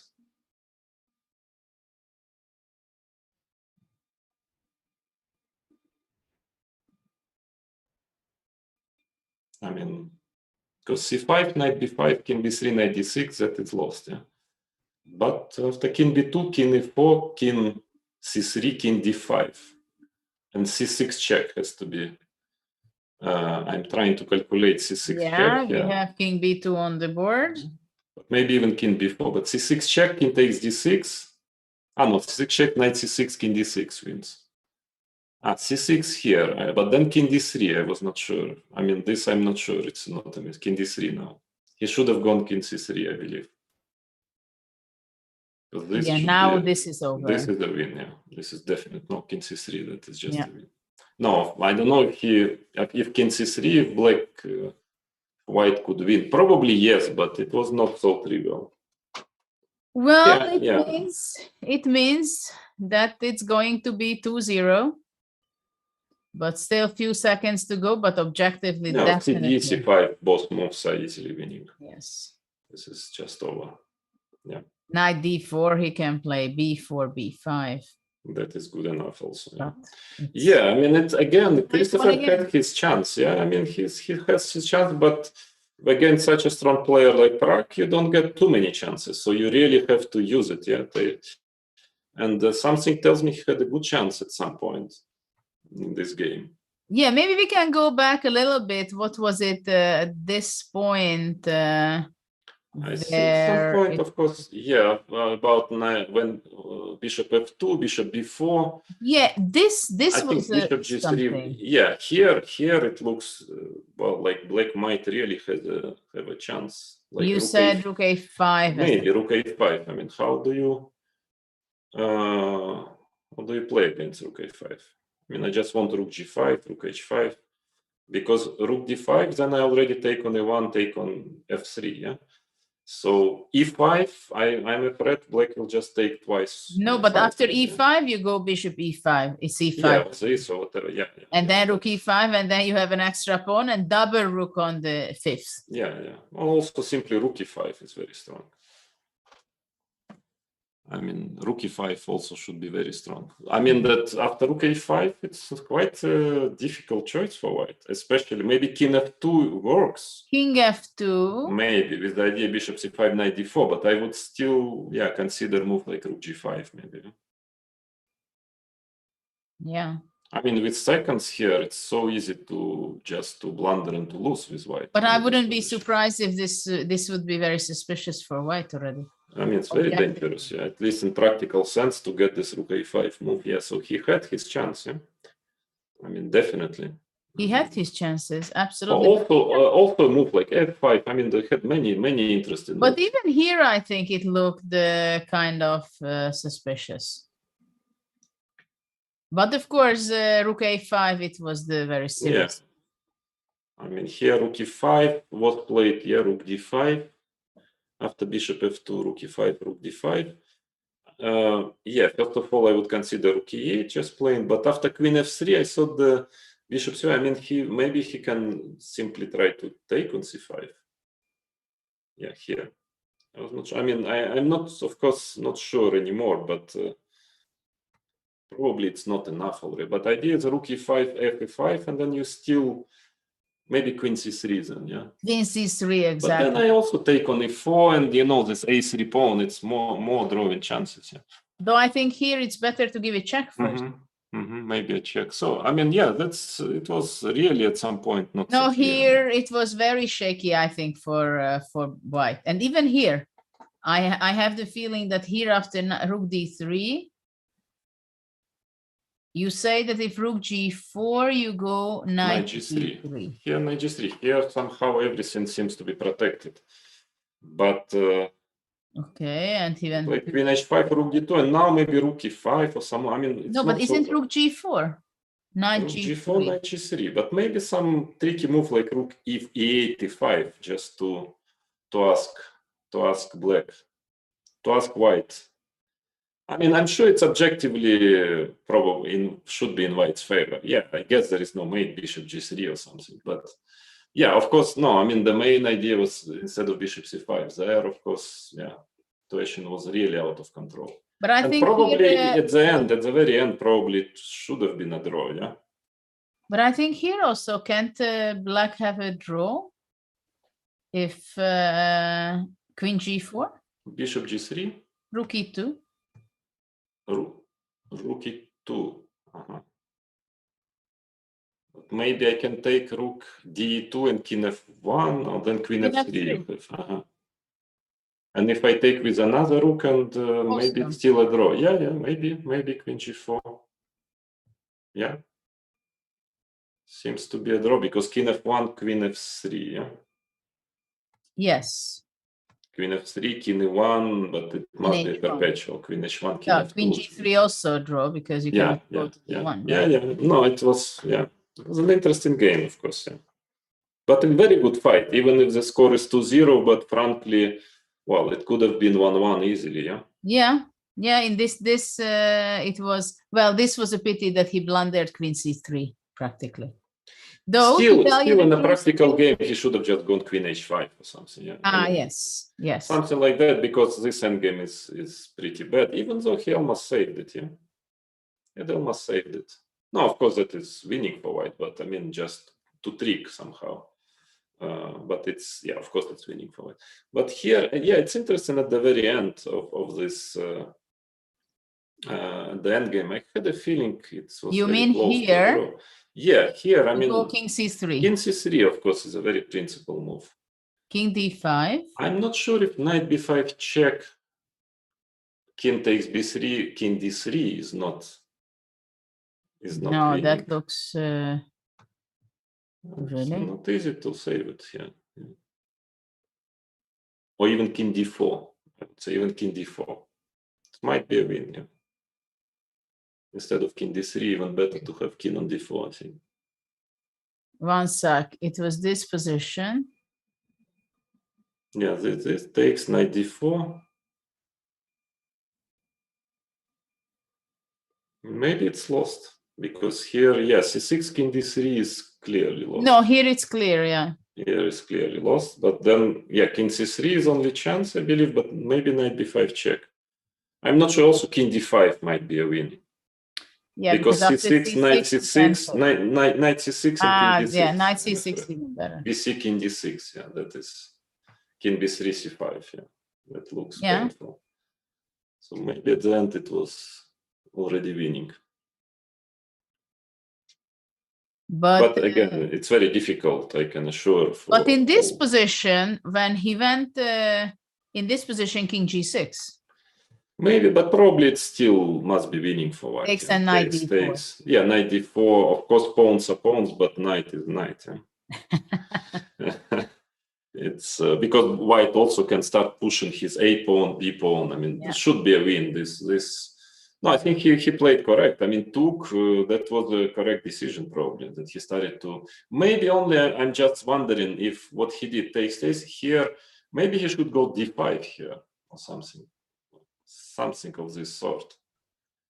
Just try to change one pawn in case if you take King E5, yeah, it's quite important to change this pawn. Maybe D5, C5 you can go, but yeah, but again, we are just more trying, to objectively to understand what happened, but with such a little time, probably it's still lost. A4 and A5. Yeah, Knight G4 and C6. No, I think after Rook H2, it's lost. In this position, he should have just moved, I don't know, Rook E7 or something. Try to keep the rooks on. Mm-hmm. But again, with so little time, I can assure all spectators that it was a very good play. I mean, it's difficult to play on seconds such positions. I mean, they haven't blundered anything, and they have even calculated some variations. Now, it was a good play objectively. Well, we are going to be the game 3 starting very shortly, and Well, maybe we have just a minute or two break and then we Okay. come back. Stay with us.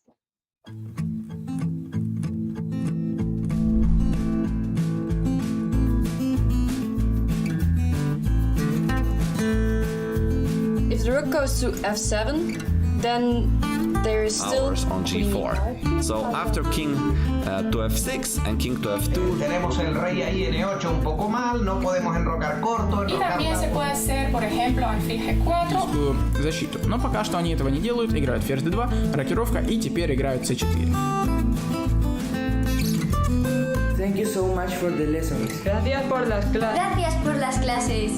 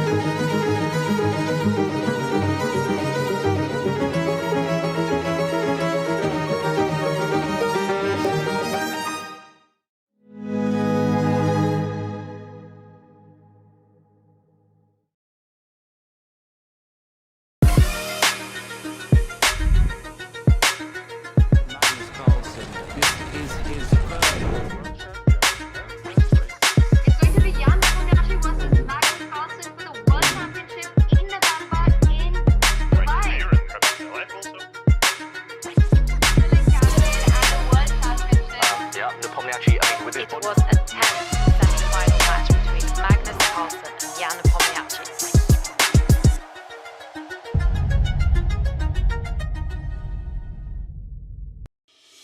Want to raise your chess to a new level? Challenge yourself is an exclusive, innovative.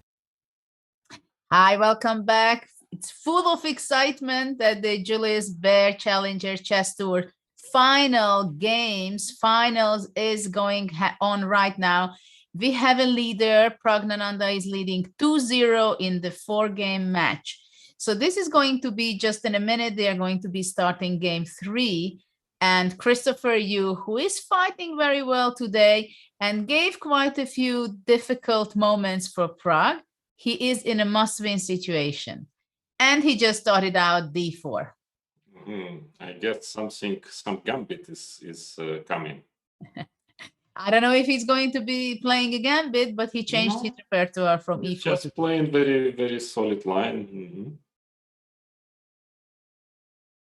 I always thought he was an e4 player, yeah, and there are much more options to get some sharp game after d4. After e4, bishop g5. Yes, but so far he was extremely sharp in game 1. He played the gambit, he sacrificed the pawn already in move 3, he sacrificed an exchange in move 6 or something, or 7. So he was very sharp in the beginning of the match. Now, of course, it's very difficult to play because he's in a must-win situation. So how can you make unpleasant moments to Prague? This is the question. How can you unbalance him in a way? I think you should just continue normally playing the same fashion and trying to, well, because he had chances, not that he was losing, without a chance. He had his chances, so I believe he should have better continued, because here Black is very solid. I think bishop g5, you can, for instance, take on c3 and play bishop e7. Very solid, healthy position. And this is what we are having on the board also. He played bishop g5, knight c3 was the reaction. Yeah, because it's quite a harmless move, bishop g5. I mean, and not too difficult to play with Black, this position. So a bit strange opening choice. I would fully understand if he would have played it in the first game. That would be actually understandable, just to play solid, safe, and but when you're losing 0-2, it's a strange choice, in my opinion. Well, I think this is also something that when you're young, you have to experience it. You have to get your lessons on that. Yeah. To understand that depending on the tournament situation, also how to choose your openings. Yeah, because definitely the clear mistake, if, as we've seen already, he already played this variation and the Sicilian with third before, it's pretty clear to me that he should have switched the rounds. Yeah, should have played this first, then, and already next white game, in case if he's not doing well, if he's losing, then already to play this before variation. So I would say, in my opinion, a wrong move further, using the chess language, not the correct move further. But I think it happens also that when you're young, you tend not to spare your energy also. And sometimes you just go out, you play a 4-game match and you give all in the first game. And then you may be, first of all, making risky decisions to start with, as it happened in the first game. It's not that he didn't have any chance. It's just it was dangerous to play what he did. No, I mean, since he had it in his pocket and you have 4 games, usually you use, you keep this weapon for a game if you are down on score. Yeah, that's very logical. Not immediately, but you always have a third game, and this is obviously this before variation in Sicilian is extremely risky. So usually you just keep it, and but again, they're very young and unexperienced, and that comes with some matches, some experience. Yeah, because here, well, for now, for sure, Prague's heartbeat is not heavier than normal. Yeah, but it's playable for white. But again, spending time, also preparation is not very. I mean, if you already play bishop g5, this knight c3, bishop e7 is very natural. Then you better be prepared for it and do not start thinking here. In my opinion, there is nothing basically to think. It's e3 should be played. That's pretty obvious to me. So it also shows that it's maybe not very familiar with this position, because there is nothing basically prospector than e3, because e4 is already too late. You're like playing 2 tempies down. So then at least e3, bishop d3, it's equal, but it's playable at least.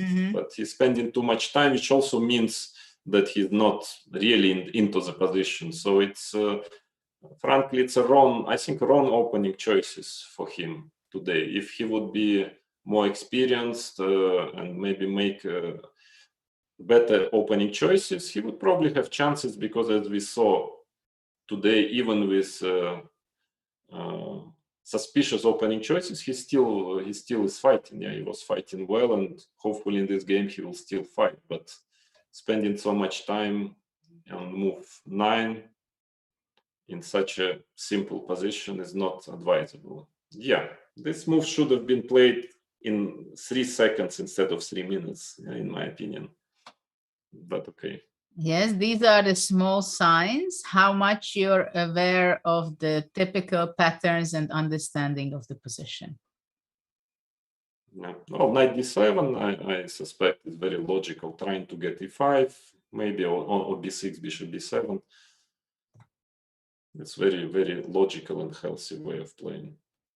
Let's see how Christopher will be able to make it sharp. But the position is playable. I mean, it's perfectly playable for white. I believe it's pretty equal, but yeah, it's not sterilized. Is it possible that after knight d7 or something, he's going to be playing h4 and some aggression on the king's side? It is even quite likely, I believe, taking into account the situation in the match and the style of Christopher, but objectively, I'm not sure if this is objectively so good, yeah, because it's quite difficult to mate in this position, yeah. But maybe he would do something of that sort. So what other alternative is there for Prague? What is he thinking about? You can start with b6, just trying... Bishop e4? Bishop e4, yeah. d7. I mean, it's a bit tricky, but then he can maybe choose where exactly he would develop his knight, to c6 or to d7.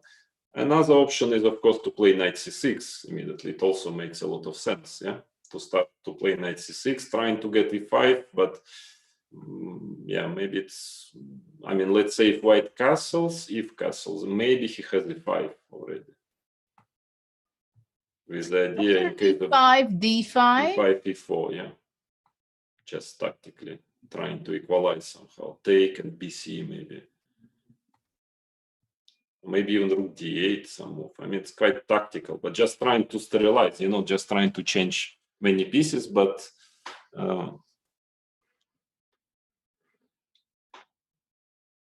okay, so Prague is he also has a choice. Yeah, I mean, he thinks, and I understand. Yeah, I understand why he thinks, because it's quite an important moment for black. So he's also, it's a sign, by the way, of a very good player. I mean, you know, it's Boris Spassky, yes, he said that, and said that one of the most important quality of a strong player is to feel the critical moments. So, which means, you know, to think when you need to think, yeah, when you have a really important choice. And here it is an important choice. And I see, by the way, that Prague, he's very good at this. I mean, he takes time. I mean, when it's really important, and this kind of moves, which you can play with a hand, he is playing with a hand. So that means he understands chess well already. So 97, yeah, that would be probably my choice also, yeah. queen c2. Now the question is, yeah, what to do with this h pawn, yeah. h6, then maybe there is some h4, g4, even though e5 comes, yeah, and it's difficult to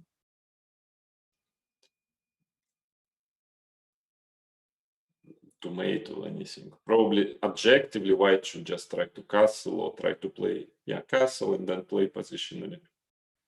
But Yeah, then but black has his e5, bishop right? d7, yeah.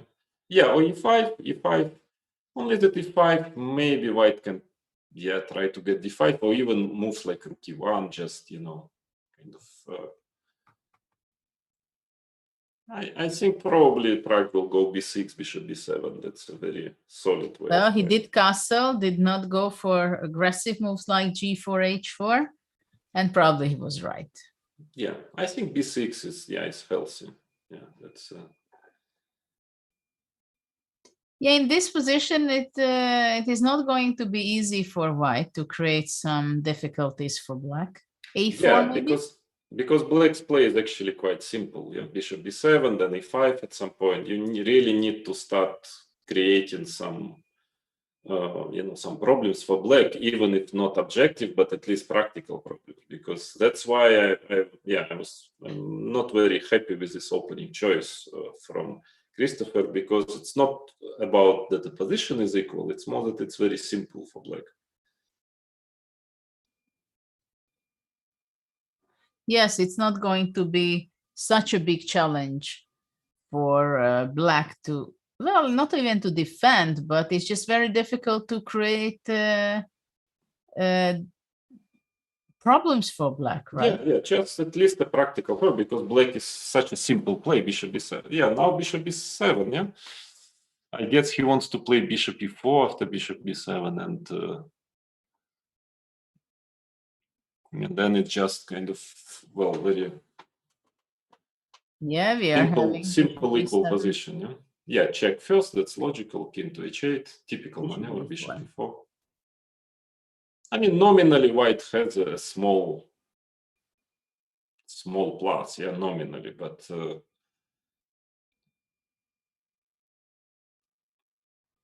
Yeah, it's absolutely a position for game one, right? Not in a must-win situation. yeah, exactly. That's because you're safe with white. Yeah, you are trying a bit, and in case if a draw, it's okay. Yeah, that's very strange, this choice.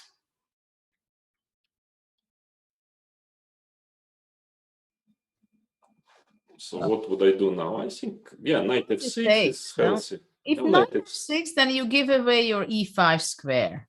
Yeah, but then I also, yeah, that's true. But You still, don't knight mind? e5, rook c8, king g8, rook d8. Yeah, very, very solid position. Very difficult for white to.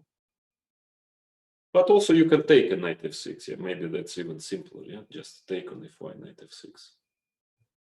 Probably it Yeah, would at least to, given a tempo, right? Yeah, that's simpler. Yeah. In d3, and you get your rooks. Well, white maybe wants to get a5 and a little bit. Definitely, I want to go a5. What else? I have not much. But it happened knight f6, bishop b7, queen d7. Yeah, because probably Prag wants after a5 always to have b5, yeah, to have this idea. And also he likes white's queen on c2 because after rook c8 it will get on the attack of the c line.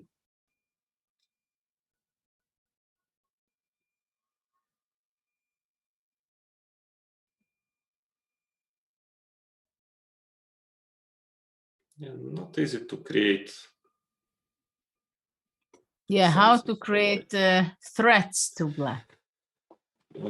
Or even, yeah, I would even say not only creating threat, but even just to not to simplify the position, in the next very few moves. Yeah, that's the point. Because white, of course, if he manages rook fb1, a5, queen d3, but there is a counterplay on the c line coming, and it usually leads to massive exchanges.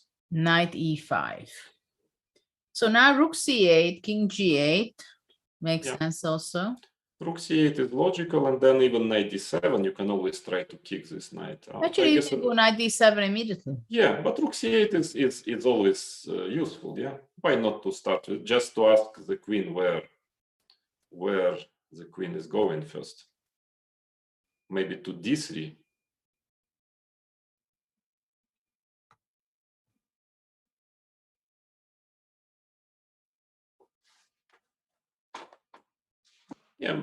Yeah, I would even consider playing rook c7. Yes, or rook c7 and then just trying to get the line. Yeah, then trying to play rook c8 and to yeah. Knight d7, he went immediately. He tries to be forcing and trying to exchange the knights to eliminate them. Yeah, so I see he's not really aiming for 3-0, yeah, again. No, I think he would be very happy to win the match and that is true, yeah. have his ticket for the next season for the Meltwater Champions chess tour. I guess that four white is planning to play. Yes, I think that's his only chance, no? Yeah. Trying. Not a huge chance anyway. I mean, because of course a lot of simplifications, but I don't see what else, frankly, because I don't see where the knight can land otherwise. Of course, there is a certain potential if black takes on e5 one day, takes, and at least to create some play on the f line, yeah. Yeah, at least it can cause some unpleasant moments for black. Yeah, f4 is a must, I believe, in this, but it's just a must. In this situation, good or bad, you just have to play f4. And again, better in 2 seconds than 2 minutes. Yeah, again, he has a significant time problem because black has 2 minutes more than 2 minutes ahead in time. And he went back to knight f3. Well, he didn't like f4. Yeah, I understand that it's not great, but yeah, but it means that black won 2 tempes. Well, knight on f6 is anyway okay, but yeah, 1.5 tempi, I would say. But true, I mean, it's clear that black has no problem whatsoever in this position.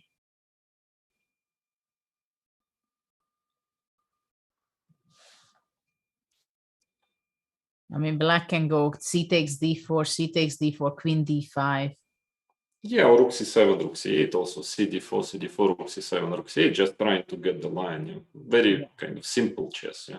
Yeah. Healthy and simple. Not King to g8. complicate things. Well, king on g8 stands better than on h8. Yeah, yeah. Well, now maybe white must try to get e4 at least. Yes, yeah. e4, at least he got a chance to play e4. He goes rook b1 because he wants to be Wants to play for e5. Yeah, I would still advocate rook c7, rook c8 just to play, to get the line. The question is whether should be black taking on d4 or should he be keeping this option and do it only later? What is the difference? Very little difference. I believe both are possible. Maybe for the sake of simplicity, I would just take immediately on d4, just to avoid something. I don't know what even. But either way, let's say cd, cd, rook c7, you just double rooks. Okay, white can get a5, ab, ab.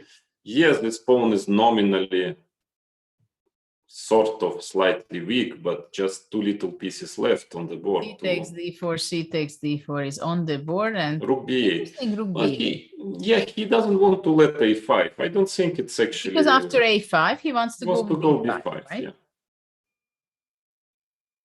I Playing understand, but it will be pretty difficult anyway to always to control this a5 with b5. I mean, I think, yeah, there was no really need to do it, but it's okay. I mean, it's quite okay. I would just play h3 now with white or something, just to make... Well, and also possible maybe to play rook b5 with white, with the idea to play a5. But anyway, sooner or later you need h3, so I would just go first and then... and again, quickly, that's the most important. Yeah, he's under 2 minutes right now. Must-win situation, which is not making it easier. Yeah, h3 is played. Good decision. Queen c6, I suppose, but then some queen a6 is possible. Maybe knight f6, time to drive the knight somewhere to e4, d5, and still to get some play on the... I'm not very happy with rook b8 move. I think actually, you know what? I would like also to play rook c7 and queen c8. What do you think? To have the battery this way? Yeah, also possible. But then still a5 will come, so not so clear why rook b8 is played. Rook c7 is on the board. Yeah, but again, here time is it's quite an important element of this position. Yeah, because otherwise white can still play it. Yeah, but with so little time. Quite typical here is move like queen a3. Just trying to get queen maybe sometime to d6 or something. It's kind of typical idea. Just to put the queen somewhere. He went a5. A5. So b5, a6, I suppose he has to play. But that is, yeah, I'm not sure a5, because b5, I still believe that this pawn is, is more of an asset than a weakness, yeah? I mean, this b pawn can, yeah, it's a bit, he hurried a bit too much. But again, if he would have maybe like 4 minutes in this position, it, wouldn't be... b5, a6, of course. Yeah, but this queen c6 probably. Well, white can force black by playing rook a5 to push his pawn to b4. And the question is whether is it going to be a weakness. For example, queen c6, I go rook a5 with the idea if b4 going d5. I would take probably on d5. Rook takes d5. Yeah. Trying to activate my rook and somehow to give some unpleasant threats. But white has only 1 minute 43 seconds. Yeah. And queen c6 is played. Also rook a5, there is queen c4 idea. I mean, it's... Queen a3. Yeah, blocking b4 and potentially playing queen e7, but also rook c1, I think that's the idea that he has to do something like that in the next moves. Probably black would just go queen d5, some solid move like queen d5. Queen d5 looks nice, but he went knight f6 also. A little strange. Queen d5 was safer somehow to my taste, yeah. Yeah, You but want to- probably after knight e5, black wants to go possibly to, I don't know, maybe even to go queen c3, but maybe Queen queen d5. Though I understand that queen d5 was safer. You don't like Yeah, to but allow it's the also tempo. fine. Actually, black can easily be better. I mean, can get better here easily, because strategically, white is taking a lot of risk also. But of course, he doesn't care already about being worse. It's not a point anymore. So knight f6, yeah, now.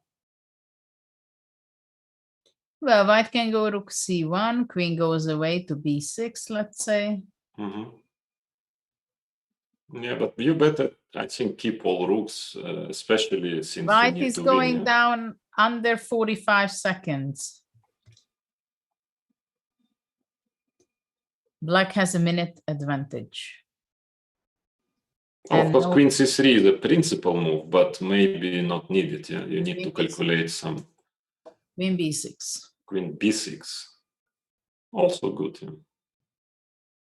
Probably white should play knight d3, knight c5, at least to get the knight to c5. Yeah.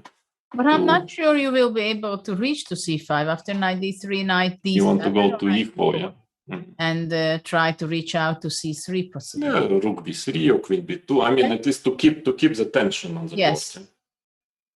So knight d3 is there. It's a good idea to regroup it,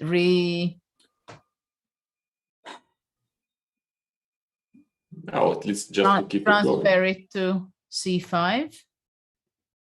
Queen a5. This I'm not sure because I mean, without queens, because there is knight e3 and the pawn can be very dangerous.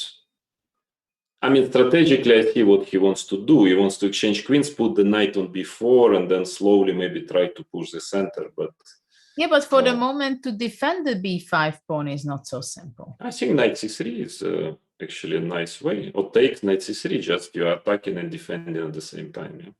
So let's say take on a5 and knight c3. I guess rook b3 he wants to play. But the knight is quite good on c3. But knight c5 is coming. Rook c4, knight c5, b4. And... No, after rook c4. Okay, now Prague is also, yeah. Okay, exchange is on the board. Rook c3. Rook c3, yeah. But then this is a plan, I guess, to put knight on b4, yeah. Knight b4 seems to be a very good square for the knight, though how do you progress after that? Yeah, that's a big question. Yeah, that's a big question. Probably black will put his knight to d6 now, and then trying to play rook c8. Yeah, exactly. But at least you have control on the position. So white has 7 seconds. 6. Yeah, not 5. on time, but on the position, yes. Rook a2. Yeah, rook c8, and let's say king h2 or something. Yeah, at least you manage not to. Well, that black doesn't have a forced draw. At least that is already something. Yeah, black has 45 seconds. Even though black is just at least not worse. Yeah, d5. Somehow white wants to get to c6 with his knight. But to open up some lines, yeah, also like ed, rook d2. Oh, actually, Christopher is trying really hard to get something out of this endgame. Which is not an easy task, but he has only 8 seconds left on his clock, while Prague has 26 now.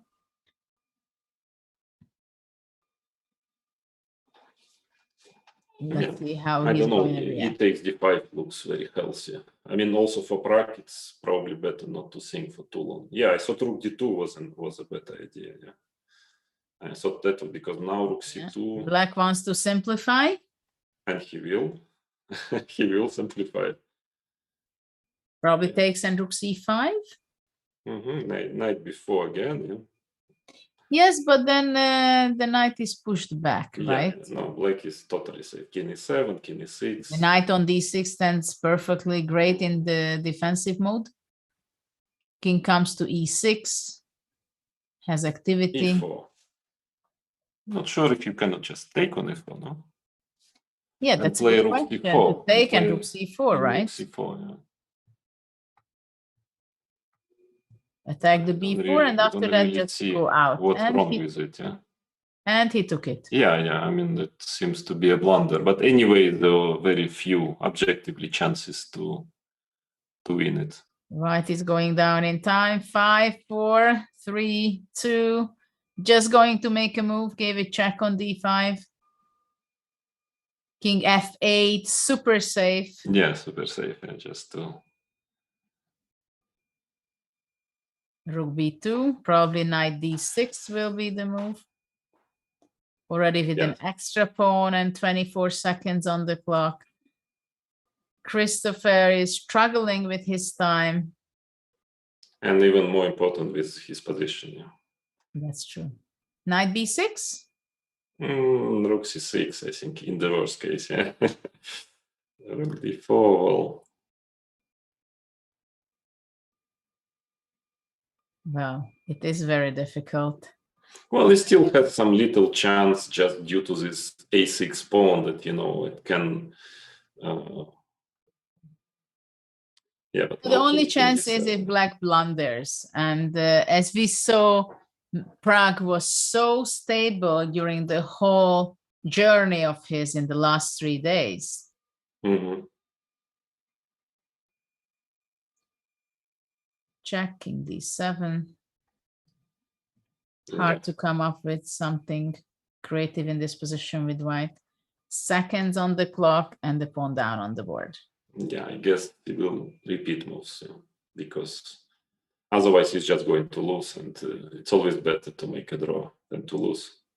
Well, no, he prefers to lose. Okay. Well, draw is a loss. Yeah, no, well, not. Yeah, I understand. Yeah, that's true. Yeah. But still, there is such a, you know, zero chance for anything. Yeah.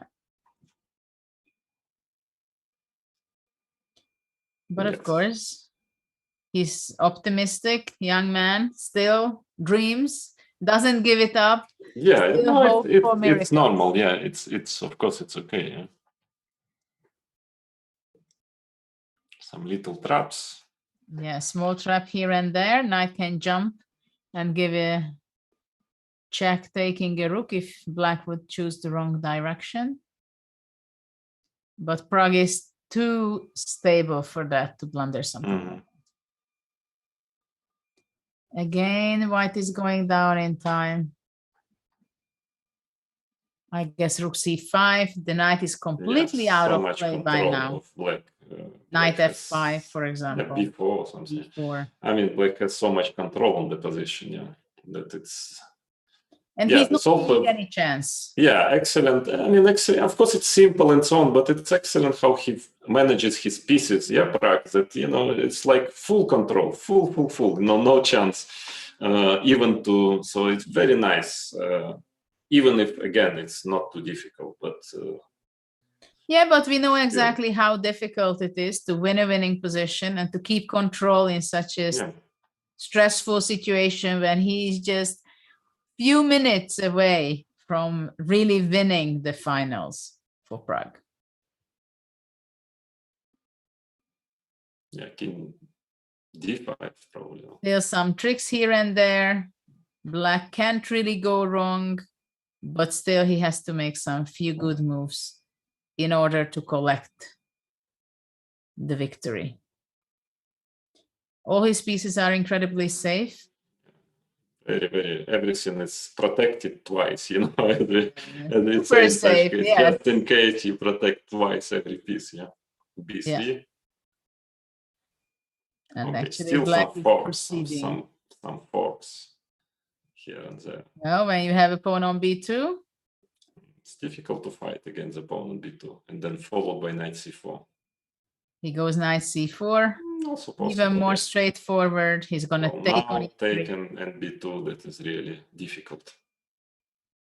Yeah, I think it's going to resign. Yeah. It's going to be time to resign after king c4 or Any move. b4. Like Prag is really showing the ultra professional safety win. Yeah, now check on d6. Yeah.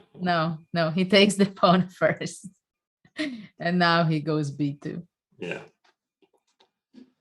Okay, so what can we say? Yeah, totally deserved. Well, I mean, totally extremely convincing, and I see Christopher is hopefully disappointed, of course, because there is no point to continue the game. But I guess, it's a typical story. You're just frustrated, and you just cannot resign. Yeah, G4, G5. Yeah, the internet connection can still go off. Yeah, maybe that's a point. I mean, at some point he will, and he did. Yes. And well, we can only congratulate to Pragnananda, who takes the $12,500 and takes his seat for the next season of the Meltwater Champions Chess Tour. And yes, and we shouldn't forget makes 8.5 out of 9. Yeah. Absolutely. But also Christopher, we have to congratulate him. He's taking home $7,500 for his second place. And I think we have to admit that he gave a really good fight all the way, that it was not by chance that he qualified for the finals. And I do hope that we are going to see him in later tournaments, and I'm sure he's going to be excelling and showing his talent in later tournaments. Yeah, and again, we shouldn't forget that he's very young still. He's much younger than most of his opponents, and for this age, it's showing a very good chess. It's clear he's a big talent, and I will be watching closely his further, chess career, because I think he can be a very, very strong player. Absolutely. He was a prodigy himself when he was 9 years old. He reached, I think, more than 2,200. He's crossed the barrier, so that already people got noticed his talent. But I'm sure we're going to be hearing of him as well. And for now, we are waiting the winner. Hopefully, we are going to get a hold on him to share his experiences here during this tour. And of course, his first impressions, how it is for him that he made a thrilling victory. I mean, he was just so convincing. Of course, here and there, he made also mistakes, but he made a huge score, as you said, 8.5 out of 9 games in the quarterfinals, semifinals, and in the finals. So what do you think, Vladimir, about his chances when he's going to be playing with the very best players in the world in the Meltwater Champions Chess Tour next season? Well, I mean, still, first of all, he's improving all the time, and there is still some time before this event. He's already, with this level of play, he's already, definitely, is this very serious force and can challenge, many players there. I mean, and he will still, I'm sure, he's going to improve by then. So I think he will just not worse than any other players. I mean, that he's totally belong to this tour. So I'm really interested to see how is he going to do that, but I'm sure it's going to do well. Well, congratulations. We have the winner right here on the screen. Congratulations, Prag. What are your first thoughts by your victory, your crushing victory in the finals, 3-0?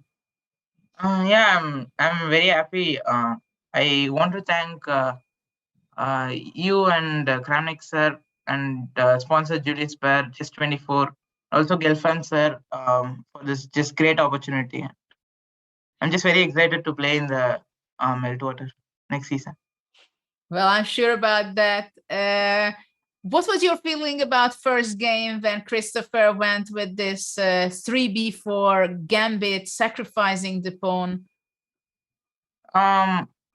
Maybe we can have the board out here and we can just ask 1 or 2 questions. Yeah, I actually checked this line today, and did he play already this before? No, he played once. I think some blitz game or something. I was expecting some lines like this. So what did you think about in this moment? Did you think you're winning, or was it a theory, or? yeah, this is winning, but he played well. I think he played tricky. Yeah, because we couldn't really see any real improvement. But then, of course, move 17. What do you think about knight takes d6 check? That was, for us, obviously the way to play. Followed by bishop takes b1. Did you I thought consider that this? is just winning, like bishop a6, knight e7. Yeah, I didn't but see there a- is some play. Yeah, bishop d2, rook e1. I mean, queen b2, rook e1. Well, I understand it should be, well, objectively winning, but it's not easy, no? I mean, I was totally sure that that Christopher is going to play like this. Maybe knight e7. Yeah, and bishop e4, for instance, maybe. Okay, I understand. It's probably winning objectively for black, but there are threats. Yeah, there's some tricks here and there. You were not And it's a considering bit this. difficult to coordinate. Yeah, a bit difficult to coordinate. For even if you play like h4 instead of bishop e4, it's not maybe so easy to coordinate pieces Knight for black. c8. Yeah, knight c8, you even come back on e4. I mean, it's no, I mean instead of bishop e4, for instance, even h4, there's still kind of coordination issue. Yeah, knight e4. Yeah, I didn't really think about this. No, because I thought it was like obvious. I mean, to me it was obvious. I wouldn't think a second, just go for it. Because here it's clear that black is better in the endgame. But here it's clear that maybe the advantage is even bigger, but it's a play for 3 results here, yeah, in a practical sense. Yeah. No? Yeah, it is interesting. Like, I didn't consider it seriously. I thought it should be winning somehow. Okay. It's Yeah. knight c8. Okay. And what about the second game? You had quite a good middle game, but then something was in this. Yeah, position. I allowed knight h3, which was bad. I should probably just go like, I don't know, king h2. Yeah. I thought it was you Which played, it moment? was interesting game. At some point you finally outplayed, but then bishop g3. I don't know. We didn't have time really to understand what. Yeah, because here maybe after 92 rook a5 seems to be very dangerous. I don't know if that was our idea. I thought king f2, like. Yeah, king f2, maybe rook g5. So I don't know what is going on, but Rook g1. and even move like f5 or something. I mean, it's very tricky. Or check and f5. Yeah, check. I mean, it's very tricky. It can go easily wrong, you know. Yeah. You were not worried in this around this situation? Yeah, I was very worried, but okay, we didn't have any time to think much. So we were Yeah, just sometimes when you have little time, you don't have time to worry also. Yeah, you just make moves. Yeah, that's.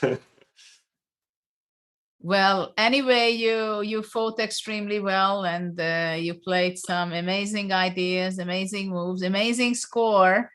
You just dropped half a point out of the 9 games, all the way in the quarterfinal, semifinal, and the finals. So how are you going to celebrate this? Only don't tell us that you're going to sleep, as you did already once. At least today, don't sleep, no? I think probably I'll actually I need to prepare for Grand Swiss, which is coming in in a week. So I don't know, probably I'll not see chess for a day or something. Okay. Well, of course, this is how sports people are, right? You finish a tournament and immediately a few hours later you start thinking about your next challenge. Yeah, and your main reward for winning such an event is not to see chess for one day. But it's correct, it's right. Yeah, that's a way you have to do to become a world champion, to become a top player. Yeah, so. Correct. But anyways, first of all, congratulations, Parag, and also would like to thank you for this show because, it was a pleasure for me personally. I guess for every spectator also was a pleasure to see such a high level, really good level chess, from such a young player as you are. And it's, personally, honestly, I'm impressed and pleased at the same time. To see such chess. So good luck to you in the next coming tournaments, and keep on working like you are, like you do, keep on playing like you do, and there is nothing, I believe, nothing impossible for you if you keep on doing the right things. Thank you. Well, I also want to wish you all the best and congratulations. I think you gave a lot of fantastic moments during these few days when we could follow and unfold your matches, how it unfolded. And I'm pretty sure you gained extra more fans during this event. And a lot of people are watching you with wide eyes, how fast and how convincingly and what kind of upcoming events, performances you're going to be making, offline events, online events. And of course, we are very excited to see you in the next season of the Meltwater Champions Chess Tour. And good luck for you in the upcoming tournament. Yeah, thanks. Good luck. Good luck. Yeah, thanks. Bye. Well, what a fantastic days we've seen in this Julius Baer Challenger Chess Tour finals. I think we can't complain at all that we didn't have enough excitement and interesting ideas from all the youngsters. But Judith, sorry to interrupt you, I just got an idea that it might sound a bit dubious or criminal, but I actually don't find this event any less interesting than the real tour, than the Meltwater tour. And I actually enjoy it even more. I think there is also, first of all, very good level chess and very exciting. I mean, a lot of excitement. So it was really a pleasure for me to watch it and to comment it. Yeah, I think it was a success all in all, the whole tour and this particular finals. And we also saw that the players were actually improving all the time, even during this period of the tours, getting better and better. And for me, I think it's a very good idea to have this event. I hope maybe next year we will have something of the same sort, and I really enjoyed it. Well, I think you're absolutely right. And while in the Champions Tour, we all know who is who and where they are heading, and they have, of course, already their world spot. So everybody knows them, who they are and how excellent players they are. I think this was exceptionally interesting for us for a reason, because we saw great talents, we saw great ideas.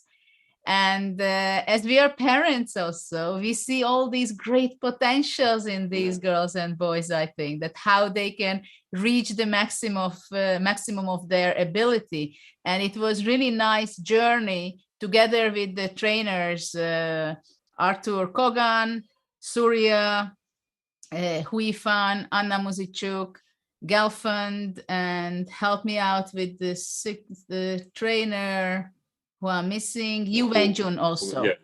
So also those trainers, I think it was so great that finally there was a great push to the world's best talented in a gender balance event, where we saw all the girls and the boys also not only competing between each other, but also having trainings together.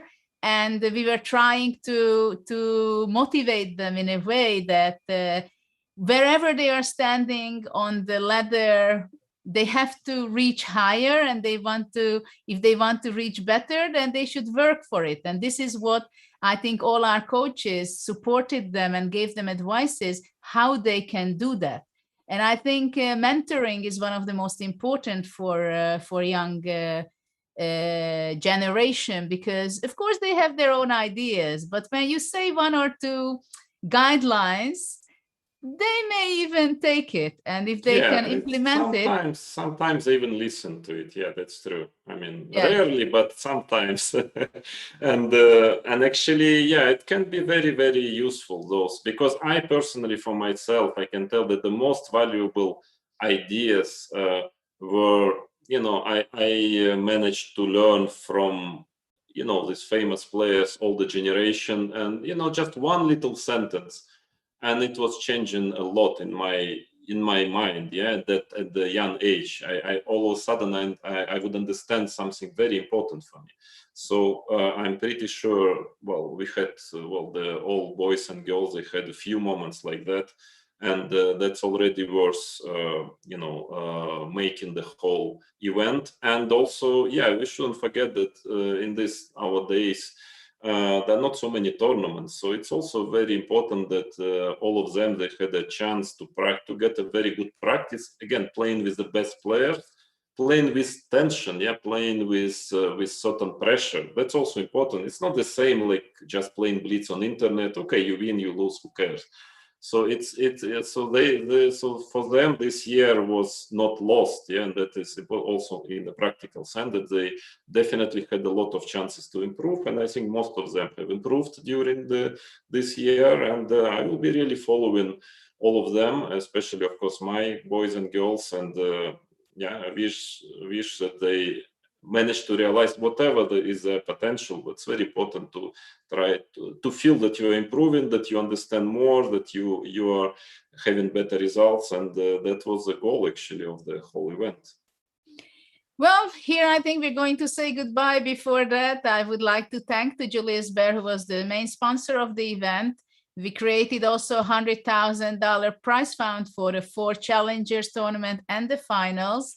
And of course, these great opportunities for trainings and some chessable courses, which actually Vladimir has a fantastic course, or 2 is coming. I have my course, but I think that's for lower level players. And it was a great pleasure, Vladimir, to have your thoughts on so many different things while we were commentating these exciting games by the talented kids. And thank you Judith. very much. It was, as always, a pleasure. You're a great commentator. You're, unique chess player and a great person. So it's always a pleasure to chat with you, and to chat with you online, and to chat with you online with the spectators. So thank you. You're a very good host of the event. I wouldn't have managed to move pieces, to coordinate everything. So I'm only capable of talking and talking and talking non-stop, but you did a very, very important work as well. And I understand it was much more difficult for you than for me, because you're always involved in those technical things, moving pieces. So thanks a lot for your work. And I hope that we will see each other commenting maybe another tournament. Yeah, it would be a pleasure for me. I want to thank also to our tech team who helped us out so you can have a good coverage. And of course, thank you for all the audience who were watching and who is going to be watching back, because I do hope that you get some great hours together with us and learning some new things of chess, and follow the new talents who we discovered during this challenge and the finals. Thank you very much. Bye. Thank you.